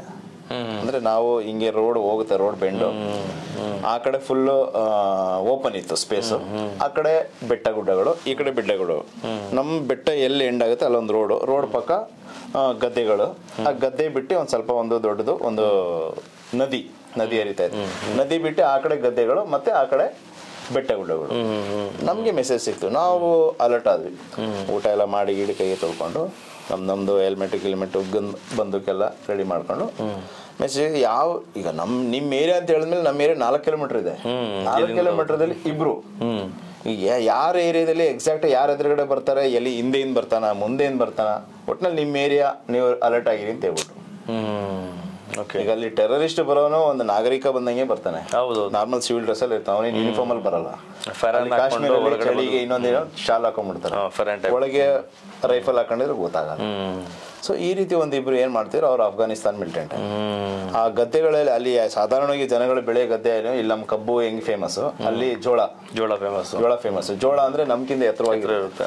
ಆ ಸೀಸನ್ ಅಲ್ಲಿ ಇವರು ಅದನ್ನ ಉಪಯೋಗಿಸ್ಕೊಂಡು ಜಾಸ್ತಿ ಮಾಡ್ತಾರೆ. ಅದು ಕಟ್ ಮಾಡೋ ಟೈಮಲ್ಲಿ ಉದ್ದ ಇರುತ್ತಲ್ಲ, ಆ ಟೈಮಲ್ಲಿ ಇವರು ಔಸ್ಕೊಳಕ್ಕೆ ಏನ್ ಮಾಡ್ತಾರೆ, ಅದನ್ನ ಯೂಸ್ ಮಾಡಿ ಮೂವ್ಮೆಂಟ್ ಮಾಡ್ತಾರೆ. ಸೊ ನಾನು ಪರ್ಟಿಕ್ಯುಲರ್ ಕೂತಿರೋ ಜಾಗದಲ್ಲಿ ಪಕ್ಕದಲ್ಲೇ ಅಲ್ಲಿದ್ದು ಲೋಕಲ್ ಪೊಲೀಸ್ ಸ್ಟೇಷನ್ ಒಂದಿತ್ತು. ನಾವ್ ಏನಾದ್ರು ಬೇಜಾರಾದಾಗ ಇಲ್ಲ ಏನಾರು ಆದಾಗ ಒಂದು ವಿಸಿಟ್ ಅಲ್ಲಿ ಹೋಗ್ಬಿಟ್ಟು ಬರೋದು ಮಾಡ್ತಾ ಇದ್ವಿ. ನಮ್ಗೆ ಅವ್ರಿಗೆ ಯಾರೋ ಇನ್ಫಾರ್ಮೇಶನ್ ಕೊಟ್ಟಿದ್ದಾರೆ ಏರಿಯಾದಲ್ಲಿ ಮೂವ್ಮೆಂಟ್. ಅವ್ರು ಏನ್ ಮಾಡೋದು, ನಮ್ಮ ಹೆಡ್ ಕ್ವಾರ್ಟರ್ ಇನ್ಫಾರ್ಮ್ ಮಾಡೋರು. ನಮ್ಮ ಹೆಡ್ ಕ್ವಾರ್ಟರ್ ಇಂದ ವೈರ್ಲೆಸ್ ಮೂಲಕ ನಮಗ್ ಬಂತು, ನಮ್ಮ ಕಮಾಂಡ್ರಿಗೆ. ಸೊ ನಮ್ಮ ಕಮಾಂಡರ್ ನಮ್ಗೆಲ್ಲ ವೈರ್ಲೆಸ್ ಅಲ್ಲಿ ಪಾಸ್ ಮಾಡ್ದ. ಇಬ್ರು ಮೂವ್ಮೆಂಟ್ ಇದಾರೆ, ಯಾರಿಗಾರು ಕಂಡ್ರೆ ನಿಮ್ಗೆ ಏನಾದ್ರು ಡೌಟ್ ಬಂದ್ರೆ ಇಮಿಡಿಯೇಟ್ ನನಗೆ ಪಾಸ್ ಮಾಡಿ, ಅಬ್ಸರ್ವೇಷನ್ ಅಲ್ಲಿ ಇರಿ ಅಂತ ಹೇಳಿದ್ರು. ನಮ್ಮ ಹತ್ರ ಬೈನಾಕಲರ್ಸ್ ಇತ್ತು, ನನ್ನ ಹತ್ರ LMG ಇತ್ತು, ಇನ್ನೊಬ್ಬನ ಹತ್ರ ನಾರ್ಮಲ್ ರೈಫಲ್ ಇತ್ತು. ನಾವು ಗನ್ ಪಾಯಿಂಟ್ ಅಲ್ಲಿ ಇತ್ಕೊಂಡು ಅಬ್ಸರ್ವೇಷನ್ ಮಾಡ್ತಾ ಕೂತಿದ್ವಿ. ಸಡನ್ ಆಗಿ ಎಲ್ಲೋ ಫೈರ್ ಆಗೋ ಸೌಂಡ್ ಬಂತು. ನಮ್ ಕಣ್ಣಿಗೆ ಬಿದ್ದಿಲ್ಲ ಅವನು ಯಾರು ಇಲ್ಲ ಅಂತ. ಎಲ್ಲೋ ಒಂದು ಗದ್ದೆಗಳಿಂದ ಎಲ್ಲೋ ಒಂದು ಸೌಂಡ್ ಬಂತು ಫೈರ್ ಆಗೋ ರೀತಿ. ನಾವು ಅಲರ್ಟ್ ಆದ್ವು, ಎಲ್ಲೋ ಎನ್ಕೌಂಟರ್ ಆಯ್ತು ಅಂತ. ಅಷ್ಟೊತ್ತಿಗೆ ಕನ್ಫರ್ಮ್ ಮೂವ್ಮೆಂಟ್ ಆಯ್ತು. ನಮ್ಮದೇ ಏರಿಯಾದಲ್ಲಿ ಬೇರೆ ಇಬ್ರು ಹುಡುಗರು ಎದುರುಗಡೆ ಕಂಡ್ರು. ಅಲ್ಲಿ ಪೊಲೀಸವ್ರು ಏನ್ ಮಾಡಿದ್ರು, ಪೊಲೀಸು ಅಲರ್ಟ್ ಆಗಿದ್ರು. ಅಲರ್ಟ್ ಆಗಿದಾಗ ಅವರಿಬ್ಬರಿಗೆ ಎನ್ಕೌಂಟರ್ ಸ್ಟಾರ್ಟ್ ಆಯ್ತು. ಪೊಲೀಸು ಮತ್ತೆ ಮಿಲಿಟೆಂಟ್ ನಡುವೆ ಫೈರಿಂಗ್ ಸ್ಟಾರ್ಟ್ ಆಯ್ತು. ಪೊಲೀಸ್ಗಳು ಎಷ್ಟೇ ಏನೇ ಹೇಳಿದ್ರು ನಮ್ಮಷ್ಟು ಇದಿರಲ್ಲ, ಟ್ರೈನಿಂಗ್ ಇರಲ್ಲ, ಸೇಫ್ಟಿ ನೋಡಲ್ಲ, ಅವ್ರು ನುಗ್ಬಿಡ್ತಾರೆ. ನಾವು ಹೆಲ್ಮೆಟ್ ಜಾಕೆಟ್ ಎಲ್ಲ ಹಾಕಿರ್ತೀವಿ. ಸೊ ಆ ರೀತಿ ಆದಾಗ ಏನಾಯ್ತು, ನಮ್ಮ ಏರಿಯಾದಲ್ಲಿ ಫೈರಿಂಗ್ ಸ್ಟಾರ್ಟ್ ಆಯ್ತು. ಕನ್ಫರ್ಮ್ ಆಯ್ತು ಇಬ್ರು ಮೂವ್ಮೆಂಟ್ ಇದೆ, ಫೈರಿಂಗ್ ಸ್ಟಾರ್ಟ್ ಆಯ್ತು. ಬೆಟಾಲಿಯನ್ ಇಟ್ಕೊಳ್ಳೋದ ಒಂದು QRT ಬಂತು, ಕ್ವಿಕ್ ರಿಯಾಕ್ಷನ್ ಟೀಮ್ ಅಂತ ಹೇಳಿ. ಅದೊಂದು ಇಮಿಡಿಯೇಟ್ ಒಂದು ಟೀಮು. ಯಾವುದೇ ಕಠಿಣವಾದ ಸಿಚುವೇಶನ್ ಅಲ್ಲಿ ಅವ್ರು ಇಮಿಡಿಯೇಟ್ ಲಾಂಚ್ ಮಾಡ್ತಾರೆ. ಅವರು ಎಲ್ಲಾ ರೀತಿ ಇಕ್ವಿಪ್ಮೆಂಟ್ಸ್, ಅಮ್ಯುನಿಷನ್ ಎಲ್ಲ ಎನಿ ಟೈಮ್ ರೆಡಿ ಇರುತ್ತೆ. 24 hours, ರಾತ್ರಿ ಆಗಲು ಅನ್ನೋದಿಲ್ಲ. ಬೆಳಗಿನ ಜಾವ ಹೇಳಿ ರಾತ್ರಿ 2 ಗಂಟೆ ಹೇಳಿ ಎನಿ ಟೈಮ್ ಲಾಂಚ್ ಆಗ್ತಾರೆ. ಇಮಿಡಿಯೇಟ್ ಕಡಿಮೆ ಸಮಯದಲ್ಲಿ ಲಾಂಚ್ ಆಗುವಂತ ಟೀಮ್ಗೆ ಕ್ವಿಕ್ ರಿಯಾಕ್ಷನ್ ಟೀಮ್ ಅಂತ ಹೇಳಿ. ನಮ್ಮ ಬೆಟಾಲಿಯಿಂದ 20 ಜನದ QRT ಬಂತು. ಅದ್ರ ಜೊತೆಗೆ ಕಮಾಂಡಿಂಗ್ ಆಫೀಸರ್ ಒಬ್ರು ಬಂದ್ರು. ಅವರು ಬಂದು ಆಪರೇಷನ್ ಲಾಂಚ್ ಆಯ್ತು. ಎಲ್ಲ ಸ್ಪ್ರೆಡ್ ಆದ್ವಿ, ಎಲ್ಲ ಲೈನ್ ಪೊಸಿಷನ್ ಅಂದ್ರೆ ಮಲಿಕೊಂಡು ಏಮ್ ಅಲ್ಲಿ ರೆಡಿ ಇದ್ರು. ಅವರು ಫೈರ್ ಮಾಡ್ತಾ ಅವ್ರದ್ದು ಏನು ಒಂದು ಮೆಂಟಾಲಿಟಿ, ನಮ್ಮ ಹತ್ರ ಬೇಕಾದಷ್ಟು ಅಮ್ಯುನಿಷನ್ ಇರುತ್ತೆ, ನಾವು ಫೈರ್ ಮಾಡ್ತಾ ಇರ್ತೀವಿ ಕಂಟಿನ್ಯೂಸ್. ಮಿಲಿಟೆಂಟ್ ಒಂದು 4 ಮ್ಯಾಗ್ಝಿನ್, ಒಂದು 3 ಮ್ಯಾಗ್ಝಿನ್ ಕ್ಯಾರಿ ಮಾಡಿರ್ತಾನೆ. ಅವನು ಅದ್ರ ಮೇಲೆ ಎಷ್ಟೋ ದಿನಗಳು ಕಳಿಬೇಕು. ಅವ್ನು ನಮ್ಮ ತರ ಟಕ್ ಅಂತ ಇಮಿಡಿಯೇಟ್ ಫೈರ್ ಮಾಡಲ್ಲ, ಮ್ಯಾಗ್ಝಿನ್ ಖಾಲಿ ಮಾಡಲ್ಲ. ಅವನು ಒಂದು ಫೈರ್ ಮಾಡ್ತಾನೆ, ಒಂದು ಅರ್ಧ ಗಂಟೆ ಎಲ್ಲರೂ ಔಸಿರ್ತಾನೆ, ಇನ್ನೊಂದ್ 2 ಫೈರ್ ಮಾಡ್ತಾನೆ, ಯಾವ್ದಾದ್ರು ಬಂಡೆಕಲ್ ಹತ್ರ ಔಸ್ಕೊಂಡಿರ್ತಾನೆ. ಆ ರೀತಿ ಟ್ಯಾಕ್ಟಿಕ್ಸ್ ಅಲ್ಲಿ 11:30 ಶುರು ಆಗಿದ್ದು, 3:30 ಗಂಟೆ ನಡೀತು. 3 hour ಆಪರೇಷನ್ ಆಯ್ತು. ಆ ಆಪರೇಷನ್ ಅಲ್ಲಿ ನಾವು ಸೈನಿಕರು ಏನು ಮಾಡಿದ್ವಿ, ಆಪರೇಷನಲ್ಲಿ ಫೈರ್ ಮಾಡ್ತಾ ಹಿಂಗೆ ಕ್ಲೋಸ್ ಆದ್ವಿ. ಅವ್ನು ಇರೋ ಜಾಗದಲ್ಲಿ ಮೂವ್ಮೆಂಟ್ ಆಗ್ತಾ ಇಲ್ಲ. ಅವ್ನು ಯಾವುದೋ ಒಂದು ಕಲ್ಲ ಹತ್ರ ಗದ್ದೆಯಿಂದ ಅವಸ್ಕೊಂಡು ಫೈರ್ ಮಾಡ್ತಾ ಇದ್ದಾನೆ. ಎಲ್ಲೋ ಒಂದು ಫೈರ್ ಮಾಡೋದು ಹಂಗೆ ಅವಸ್ಕೊಳ್ಳೋದು, ಎಲ್ಲೋ ಫೈರ್ ಮಾಡೋದು ಅವಸ್ಕೊಳ್ಳೋದು. ನಾವು ಫೈರ್ ಮಾಡ್ತಾ ಹಿಂಗೆ ಒಂದು ಕಾರ್ಡನ್ ಹಾಕಿದ್ವಿ. ಕಾರ್ಡನ್ ಅಂದರೆ ಸುತ್ತುವರಿಯೋದು. ಸುತ್ತುವರೆದ್ಬಿಟ್ಟು ಹಿಂಗೆ ಬರ್ತಾ ಸೇರಿದ್ವಿ. ಬಂದಾಗ ಏನಾಯಿತು, ನನ್ನ ಹತ್ರ ಲೈಟ್ ಮಿಷಿನ್ ಗನ್ ಇತ್ತು. ನಾನು ಸ್ವಲ್ಪ ಮೂವ್ ಆದಾಗ ನನ್ನ ಬಡ್ಡಿ ಒಬ್ಬ ಇದ್ದ. ಅವನು ಹೆಲ್ಮೆಟ್ ಹಾಕಿದೆ, ನಾನು ಹೆಲ್ಮೆಟ್ ಹಾಕಿದೆ. ನಾನು LMG ಫೈರ್ ಮಾಡ್ತಾ ಇದ್ದೀನಿ. ನಾನು ಕಣ್ಣು ಮುಚ್ಕೊಂಡು ಇಷ್ಟ ಬಂದಂಗೆ ಫೈರ್ ಮಾಡ್ತಾ ಇಲ್ಲ, ಲಿಮಿಟ್ ಆಗಿ ಒಂದು 2-3 ಬ್ರಷ್ ಫೈರ್ ಮಾಡ್ತಾ ಇದ್ದೀನಿ. ಆಮ್ಯುನಿಷನ್ ಉಳಿಸ್ಕೋಬೇಕಲ್ಲ, ನನ್ನ ಹತ್ರ ಬ್ಯಾಕಪ್ ಇಲ್ಲ. ನನ್ನ ಹತ್ರ ಆಮ್ಯುನಿಷನ್ ಇಲ್ಲ ಅಂದರೆ ನನಗೆ ಅಪಾಯ. ಸೊ ಆ ರೀತಿ ಮಾಡ್ತಾ ಇದೆ. ಪಕ್ಕದಲ್ಲಿರೋನು ಸ್ವಲ್ಪ ನಾವು ಮುಂದೆ ಹೋಗ್ತಾ ಕಲ್ಲುಗಳು ಅಲ್ಲೊಂದು ಇಲ್ಲೊಂದು ಬಿದ್ದಿರುತ್ತೆ. ಅವು ಹೆಂಗೆ ಗ್ರೌಂಡ್ ಸಿಚುವೇಶನ್ ಹಂಗೆ ನಾವು ಪೊಸಿಷನ್ ತಗೊಳ್ಬೇಕು, ಚೇಂಜ್ ಆಗಲೇಬೇಕು. ಹೋಗ್ತಾ ಏನಾಯ್ತು, ಅಲ್ಲಿ ರೋಡ್ ಹತ್ರ ಬಂತು. ರೋಡ್ ಹತ್ರ ಬಂದಾಗ ಅವನು ಮಿಲಿಟೆಂಟ್ ಏನು ಮಾಡ್ದ, ಸ್ವಲ್ಪ ಮೂವ್ ಆದ. ಸ್ವಲ್ಪ ಹೊತ್ತು ಫೈರಿಂಗ್ ಸ್ಟಾಪ್ ಆಯಿತು. ನಾವೆಲ್ಲ ಅಲರ್ಟಲ್ಲೇ ಇದ್ವಿ. ಅವನು ಆ ಜಾಗದಿಂದ ಇನ್ನೊಂದು ಕಲ್ಲ ಹತ್ರ ಮೂವ್ ಆದ. ಅಲ್ಲಿ ಕಾಶ್ಮೀರಲ್ಲಿ ಆ ಜಾಗದಲ್ಲಿ ಈ ಜೋಳ ಬೆಳೀತಾರೆ. ಜೋಳನ ಇದು ಹಸೀಟ್ ಮಾಡೋದಕ್ಕೆ ಅವರು ನ್ಯಾಚುರಲ್ ಆಗಿ ಬರೋ ನದಿನ ಕಲ್ಲು ರಾಟೆ ಥರ ಮಾಡ್ಕೊಂಡಿರ್ತಾರೆ, ಒಂದು ಸಣ್ಣ ಮನೆ ಥರ. ಅಲ್ಲಿ ಆ ನದಿ ಹೋಗಿ ಅದ್ರೊಳಗೆ ಅಲ್ಲಿ ಹಾಕ್ಬಿಟ್ರೆ ಅದು ಹಸೀಟ್ ಆಗಿ ಈಚೆ ಬರುತ್ತೆ. ನ್ಯಾಚುರಲ್ ಆಗಿ ಅಲ್ಲಿ ಕರೆಂಟ್ ಬೇಡ, ಏನು ಬೇಡ. ಅದು ಅಲ್ಲಲ್ಲಿ ಏರಿಯಾದಲ್ಲಿ ಒಂದೊಂದು ಇರುತ್ತೆ. ಆ ಜಾಗದಲ್ಲಿ ಅದೊಂದಿತ್ತು. ಅವನು ಮತ್ತಿಗೆ ಬಂದು ಅಲ್ಲಿ ಹೊಸ್ಕೊಂಡ್ಮೇಲೆ ನಮ್ಗೆ ಕನ್ಫರ್ಮ್ ಆಯಿತು ಇಲ್ಲಿದ್ದೇನೆ, ನಮ್ಗೆ ಇನ್ನೂ ಈಸಿ ಆಯಿತು. ನಾವು ಟ್ರೂಪ್ಸು ಕ್ಲೋಸ್ ಆಗ್ತಾ ಹೋದ್ವಿ. ಜಸ್ಟ್ ಒಂದು 200 ಮೀಟ್ರ್ ಅಷ್ಟೇ. ಅವನು ಫೈರ್ ಮಾಡೋಕ್ಕೆ ಶುರು ಮಾಡ್ದ, ನಾವು ಫೈರ್ ಮಾಡೋಕ್ಕೆ ಶುರು ಮಾಡಿದ್ವಿ. ಆವಾಗ ನಾನು LMGಲಿ 2-3 ರೌಂಡ್ ಬ್ರಷ್ ಮಾಡ್ತಾ ಇದ್ದೆ. ಪಕ್ಕದಲ್ಲಿರೋಂಥ ರೈಫಲು, ಒಂದು ಮಿಷಿನ್ ಗನ್ ಇದ್ರೆ ಪಾರ್ಟ್ನರ್ ಹತ್ರ ಒಂದು ರೈಫಲ್ ಇರುತ್ತೆ, ಅದು ಬಡ್ಡಿ ಸಿಸ್ಟಮ್ ಅದು. ಸೊ ಅವನು ಫೈರ್ ಮಾಡ್ತಾ ಇದ್ದ. ಅವನು ಜಸ್ಟ್ ಲೀವ್ ಹೋಗ್ಬೇಕು ಅಂತ ಇದ್ದ ಸರ್. ಅವನು ನಾರ್ತ್ ಇಂಡಿಯಾದ ರಾಜಸ್ಥಾನ, ಅವನು ಹೋಗ್ಬೇಕು ಅಂತಿದ್ದ. ಅವನ ಸೈನಿಕರ ಜೀವನ ಹೆಂಗೆ ಅಂದರೆ ನನ್ನ ಕಣ್ಣಾರೆ ಕಂಡ ಅದು ಒಂದು ಭಾಳ ಹೇಳ್ಕೊಳ್ದಾಗಿದೆ. ಒಂದು ಇದು ಜಾಕೆಟ್ ಹಾಕಿದ್ದೀವಿ, ಹೆಲ್ಮೆಟ್ ಹಾಕಿದ್ದೀವಿ, ಕರೆಕ್ಟ್ ಪೊಸಿಷನಲ್ಲಿ ಇದ್ದೀವಿ, ಎಲ್ಲ ಇದ್ದೀವಿ. ಅವನು ಮಿಲಿಟೆಂಟು ಹೇಳಿದ್ನಲ್ಲ, 1-2 ರೌಂಡ್ ಫೈರ್ ಮಾಡೋದು. ಅವನ ಹಣೆ ಬರ ಹೆಂಗಿತ್ತು ಅಂತ ಹೇಳಿದ್ರೆ, ಹೆಲ್ಮೆಟ್ ಹಾಕಿದ್ದ, ಇಲ್ಲಿ ಗಂಟ ಇದೆ ಹೆಲ್ಮೆಟ್. ಅವನು ಹೊಡೆದಿದ್ದ ಬುಲೆಟ್ ಇಲ್ಲಿ ಬೀಳ್ತದೆ. ಸ್ಪಾಟಲ್ಲೇ ಜೀವ ಹೋಯ್ತು. ನಾನು ಇಲ್ಲಿದ್ದೀನಿ, ಒಂದು 5 ಮೀಟರ್ಸ್ ದೂರ, ಇಬ್ರು ಕಲ್ಲತ್ರ ಪೊಸಿಷನ್ ತಗೊಂಡಿದ್ದೆ. ಅವ್ನು ಫೈರ್ ಮಾಡೋಕೆ ಹಿಂಗೆ ನೋಡ್ದ, ಅಲ್ಲಿಂದ ಒಂದು ಬುಲೆಟ್ ಬಂತು. ಹೆಲ್ಮೆಟ್ ಹಾಕಿ ಬುಲೆಟ್ ಪ್ರೂಫ್ ಹಾಕಿ ಏನು ಪ್ರಯೋಜನ? ಇಲ್ಲಿ ಬೀಳ್ತು. ಬೇರೆ ಎಲ್ಲ ಬಿದ್ದರೆ ಏನೋ ಹಾಸ್ಪಿಟ್ಲಿಗೆ ಎತ್ಕೋ ಏನೋ ಮಾಡ್ಬೋದಾಯ್ತು. ಇಲ್ಲಿ ಬೀಳ್ತು ಸ್ಪಾಟ್. ನನ್ನ ಕಣ್ಣು ಎದುರುಗಡೆ ಆಯಿತು. ಆವಾಗಲೇ ನೆನ್ಸ್ಕೊಂಡೆ, ಹಣೆ ಬರೋದ ಮುಂದೆ ಏನೂ ಇಲ್ಲ. ನಾವು ಏನೇ ಪ್ರೊಟೆಕ್ಷನ್ ತಗೊಂಡ್ರು, ನಾವು ಏನು ಮಾಡಿದ್ವಿ, ಏನೇ ಟ್ರೈನಿಂಗ್ ತಗೊಂಡ್ರು, ಅದು ಹೇಳ್ತಾರಲ್ಲ, ಒಂದೊಂದು ಅಕ್ಕಿ ಮೇಲೂ ನಮ್ದು ಅನ್ನದ ಋಣ ಬರ್ದಿರ್ತದೆ ಅಂತ, ಹಂಗೆ ಸೈನಿಕರ ಜೀವನ ಒಂದೊಂದು ಬುಲೆಟ್ ಮೇಲೆ ಬರ್ದಿರುತ್ತೆ. ಇಂಥ ಬುಲೆಟಲ್ಲಿ ಇಂಥ ವ್ಯಕ್ತಿ ಸಾಯ್ಬೇಕು ಅಂದ್ರೆ ಆ ಬುಲೆಟ್ ಅಲ್ಲ ವ್ಯಕ್ತಿ ಸತ್ತೇ ಸಾಯ್ತಾನೆ, ಯಾರಿಂದನೂ ಕಾಪಾಡೋಕ್ಕೆ ಸಾಧ್ಯ ಇಲ್ಲ. ಆವಾಗ ಹೆಲ್ಮೆಟ್ಟು, ಬುಲೆಟ್ ಪ್ರೂಫು, ಟ್ರೈನಿಂಗು, ವೆಪನ್ನು ಏನಿದೆ, ಏನು ಪ್ರಯೋಜನ? ಅವ್ನು ಹೋಗ್ಬೇಕಿತ್ತು ಹೊಂಟದು. ಇದು ನನ್ನ ಕಣ್ಣೆದುರುಗಡೆ ನನ್ನ ಬಡ್ಡಿ ಪೂಂಚಲಿ ಅದು ಆರೋಪಿ ಡ್ಯೂಟಿಲಿ ಆಗಿದೆ. ಬಟ್ ಅವನ್ನ ಇಮಿಡಿಯೇಟ್ ಒಂದು ½ an ಅವರಲ್ಲಿ ಅವರಿಬ್ಬರನ್ನ ಹೊಡೆದು ಸಾಯಿಸಿದ್ವಿ. ನಮ್ಮನ್ನೊಬ್ಬ ಕಳ್ಕೊಂಡ್ರಿ. ಅಲ್ಲಿಬ್ರು ಹೊಡಿಲಿ ನಮ್ಮನ್ನೊಬ್ಬನ ಕಳ್ಕೊಂಡ್ದು ಅದು ದೊಡ್ಡ ಲಾಸ್. ಅದೊಂದು ಎಕ್ಸ್ಪೀರಿಯನ್ಸ್ ನಡೀತು ನಾನು. ಅವರಿಬ್ಬರನ್ನ ಹೊಡಿ ಮತ್ತೆ ಯಾವ ಥರ ರಿಯಾಕ್ಷನ್ ಮಾಡಿದ್ರಿ ಸರ್? ಯಾವ್ದಾರು ಪ್ಲಾನ್ ಮಾಡಿದ್ರಿ? ಅವರಿಬ್ಬರನ್ನ ಎನ್ಕೌಂಟ್ರ್ ಕ್ಲೋಸ್ ಮಾಡಿದ್ವಿ. ದೊಡ್ಡ R84 mm RL ಇದೆಯಲ್ಲ, ನಾನು ಹೇಳಿದ್ನಲ್ಲ, ಅದು ಆ ಸೀಟು ರುಬ್ಬ ಕಲ್ಲ ಹತ್ರ ಇದೆ ಅಂತ ಕನ್ಫರ್ಮ್ ಆಯ್ತಲ್ಲ. ಅವಾಗ ನಾವು ಫೈರಿಂಗ್ ಸ್ಟಾಪ್ ಮಾಡಿದ್ವಿ, ಬುಲೆಟ್ ಫೈರ್ ಮಾಡಿದ್ವಿ. ದೊಡ್ಡದು RL ಇದೆಯಲ್ಲ, ದೊಡ್ಡ ಅದು ರಾಕೆಟ್ ಲಾಂಚರ್ ಫೈರ್ ಮಾಡಿದ್ವಿ. ಅದರಲ್ಲಿ ಮಾಡಿದ್ರೆ ಇಡೀ ಇದೇ ಚಿಂದಿ ಆಗ್ಬಿಡುತ್ತೆ. HE ಹೊಡೆಯಲ್ಲ, HE ಹೊಡೆದ್ರೆ ಅದು 1 ಕಿಲೋಮೀಟರ್ ರೇಂಜ್. ಅದು ನಾವು ಜಸ್ಟ್ ಇದ್ದೀವಿ ಒಂದು 250 ಮೀಟರ್ ಇದು. ಅದ್ರ ಎಫೆಕ್ಟ್ ಜಾಸ್ತಿ. ಅದು ಅದರಲ್ಲಿ 2 ಥರ ಫ್ಯೂಸ್ ಇರುತ್ತೆ. ಒಂದು ಗಾಳಿಲಿ ಹೋಗಿ ಟೈಮ್ ಫ್ಯೂಸ್ ಬ್ಲಾಸ್ಟ್ ಆಗುತ್ತೆ, ಇನ್ನೊಂದು ಇಂಪ್ಯಾಕ್ಟ್ ಫ್ಯೂಸ್ ಅಂತ. ಅದು ಎಲ್ಲೇ ಹೋಗಿ ಅದು ಟಚ್ ಆಗಿದ ತಕ್ಷಣ ಅದು ಬ್ಲಾಸ್ಟ್ ಆಗುತ್ತೆ. ಇಂಪ್ಯಾಕ್ಟ್ ಫ್ಯೂಸ್ ಹಾಕ್ಬಿಟ್ಟು ಅದು ಹೊಡೆದ್ವಿ. ಗಾಳಿಲಿ ಕೂಡ ಒಂದೇ ರೌಂಡ್ ಅದು ಕಿಲ್ಲಿಂಗ್ ಏರಿಯಾ ಬಂದು ಏನು ಉಳಿದಿಲ್ಲ, 250 ಪೀಸ್ ಆಗ್ಬಿಡ. ಆಮೇಲೆ ಒಂದು ಕೈ ಕಾಲು ಎಲ್ಲ ತೆಗ್ದು ಪೊಲೀಸ್ಗೆ ಹ್ಯಾಂಡ್ ಓವರ್ ಮಾಡಿಬಿಟ್ಟು ನಮ್ದು ಆಪ್ರೇಷನ್ ಮುಗೀತು ಅಂತ ನಮ್ಮ ಸೈನಿಕನ ಎತ್ಕೊಂಡು ಬೆಟ್ಟ ಹೇಳ್ಕೊಟ್ರು. ನೋಡಿ, ಅದೇ ಜೀವ ಅಂತ ಅಂದಾಗ ಗೊತ್ತಾಗಲ್ಲ. ಇದೊಂದು ಸ್ನೇಹಿತರು ನೋಡ್ತಾ ಇದ್ರಲ್ಲ, ವೀಕ್ಷಕರು ಇವೆಲ್ಲ ಗಮನಿಸ್ಬೇಕು ಖಂಡಿತ. ಎಲ್ಲೋ ಬೈಕಲ್ಲಿ ಯಾವ ಫಿಲಮ್ ಸ್ಟೋರಿಲೂ ಸಿಗಲ್ಲ, ಸೀರಿಯಲಲ್ಲೂ ಸಿಗಲ್ಲ, ಯಾವ ಸ್ಟೋರಿ ಬುಕ್ಕಲ್ಲೂ ಯಾವ ನಾವೆಲ್ ಬುಕ್ಕಲ್ಲೂ ಸಿಗಲ್ಲ. ಈ ಥರ ಒಂದು ಆ ಆಪ್ರೇಷನ್ಸ್ಗಳಲ್ಲಿ ಈ ಥರ ಡ್ಯೂಟಿ ಮಾಡಿರುವಂಥ ಸೈನಿಕರು ನಿಜವಾಗಿ ನೋಡಿರುವಂಥ ಎಕ್ಸ್ಪೀರಿಯನ್ಸೇ. ಪ್ರೇಕ್ಷಕರಿಗೆ ಗೊತ್ತಾಗುತ್ತೆ. ಅದಕ್ಕೆ ಸರ್ ನಾವು ಪ್ರಯತ್ನ ಮಾಡ್ತಾ ಇರೋದು, ನಮ್ಮ ಸೈನಿಕರ ತ್ಯಾಗ ಬಲಿದಾನ ಏನಿದೆ ಇಂಪಾರ್ಟೆಂಟ್, ಯಾರು ತುಂಬ ಶ್ರಮ ಪಟ್ಟಿದ್ದಾರೆ ಅಂಥದ್ದಾದ್ರೂ ಪಠ್ಯಪುಸ್ತಕ ಬರಲಿ, ಮಕ್ಕಳುಗಳಿಗೆ ಗೊತ್ತಾಗಲಿ, ಸೈನಿಕರ ಬೆಲೆ ಗೊತ್ತಾಗಲಿ, ಒಂದು ಮಾಧ್ಯಮಗಳಲ್ಲಿ ಹೆಚ್ಚಿನಾಗಿ ಅವ್ರ ಬಗ್ಗೆ ಗೌರವ ಸಿಗಲಿ ಅನ್ನೋದು ಉದ್ದೇಶ. ಇದನ್ನ ಅವಾಗ ಇನ್ನಷ್ಟು ಯುವ ಪೀಳಿಗೆಗೆ ಉತ್ಸಾಹ ಜಾಸ್ತಿ ಆಗುತ್ತೆ, ಮಾಡುವ ಛಲ ಬರ್ತದೆ. ಇದು ಪಠ್ಯಪುಸ್ತಕ ಬರಬೇಕು ಅನ್ನೋದು ನಮಗೂ ಆಸೆ. ಮ್ಯಾಗಝಿನ್ಸ್ಗಳಲ್ಲಾಗಿರ್ಬೋದು, ಇದೊಂದು ಕೆಲವೊಂದು ಲೈಬ್ರರಿ ಬುಕ್ಸ್ಗಳು ಬರ್ತದೆ, ಅವ್ರು ಯಾರೋ ಬರ್ದಿರೋಂಥದ್ದು, ಅದು ಗೌರ್ಮೆಂಟ್ ಸರ್ಕಾರದಿಂದ ಕೊಟ್ಟಂಥ ಅನುಮತಿ ಪ್ರಕಾರ ಯಾವುದೇ ರೀತಿ ಪಠ್ಯಪುಸ್ತಕ ಬರ್ತಾ ಇಲ್ಲ, ಬರಬೇಕು ಅನ್ನೋದೇ. ವೀಕ್ಷಕರು ನೋಡಿದ್ರಲ್ಲ, ಇಂತಹ ಸಿಚುವೇಶನ್, ಎಂತೆಂಥ ಸಿಚುವೇಶನ್ ಎದುರಿಸುವಂಥ ಪರಿಸ್ಥಿತಿ ಬರ್ತಂದ್ರೆ ಸೈನಿಕರಿಗೆ, ಯಾರೋ ಬೈಕ್ ರೈಡ್ ಮಾಡ್ತಾನೆ ಬಿದ್ದೋದ ಸತ್ತೋದ, ಇಲ್ಲ ಹೊಡೆದಾಡ್ಕೊಂಡ ಸತ್ತೋದ, ಅದು ಲವ್ ಮಾಡ್ಕೊಂಡ ಸತ್ತೋದ, ಅಥವಾ ಯಾವುದೋ ಒಂದು ವಿಷಯಕ್ಕೆ ಪ್ರಾಪರ್ಟಿ ವಿಷಯಕ್ಕೆ ಜಗಾಡ್ಕೊಂಡು ಸತ್ತೋದ, ಅಥವಾ ಮೋಸ ವಂಚನೆ ಬಲಿಯಾಗಿ ಸತ್ತೋದ, ಆ ಥರ ಸಿಚುವೇಶನ್ ಅಲ್ಲ. ಅಲ್ಲಿ ನಮ್ಮ ದೇಶ ಕಾಪಾಡಲಿಕ್ಕೆ, ನಮ್ಮ ಜನತೆಗೋಸ್ಕರ ತನ್ನ ಪ್ರಾಣ ತ್ಯಾಗ ಮಾಡುವಂಥ ಸೈನಿಕರು, ಅದು ಹೇಳಿದ್ರಲ್ಲ, ಮದುವೆ ಆಗ್ಲಿಕ್ಕೆ ಓಡ್ತಾ ಇದ್ದ, ಮದುವೆ ಆಗ್ಲಿಕ್ಕೆ ಹೋಗ್ಬೇಕಿತ್ತು, ಅವನಿಗೆ ಹೆಡ್ ಶೂಟ್ ಆಗಿದೆ. ಈ ಥರ ಹಲವಾರು ಸಿಚುವೇಶನ್ಗಳನ್ನ ಎದುರಿಸುವಂಥ ಪರಿಸ್ಥಿತಿ ನಮ್ಮ ಭಾರತೀಯ ಸೈನಿಕರು ಬರ್ತಾ ಇದೆ. ಈ ಕಾರಣ ಇಷ್ಟೇ, ನಮ್ಮ ದೇಶನ ಕಾಪಾಡಬೇಕು, ನಮ್ಮ ಮಣ್ಣನ್ನು ಉಳಿಸ್ಕೋಬೇಕು, ನಮ್ಮ ಜನತೆಗೆ ಸುರಕ್ಷತೆ ಕೊಡಬೇಕು ಅನ್ನೋದೇ ನಮ್ಮ ಸೈನಿಕರಲ್ಲಿ ಹುಚ್ಚಿರ್ತದೆ.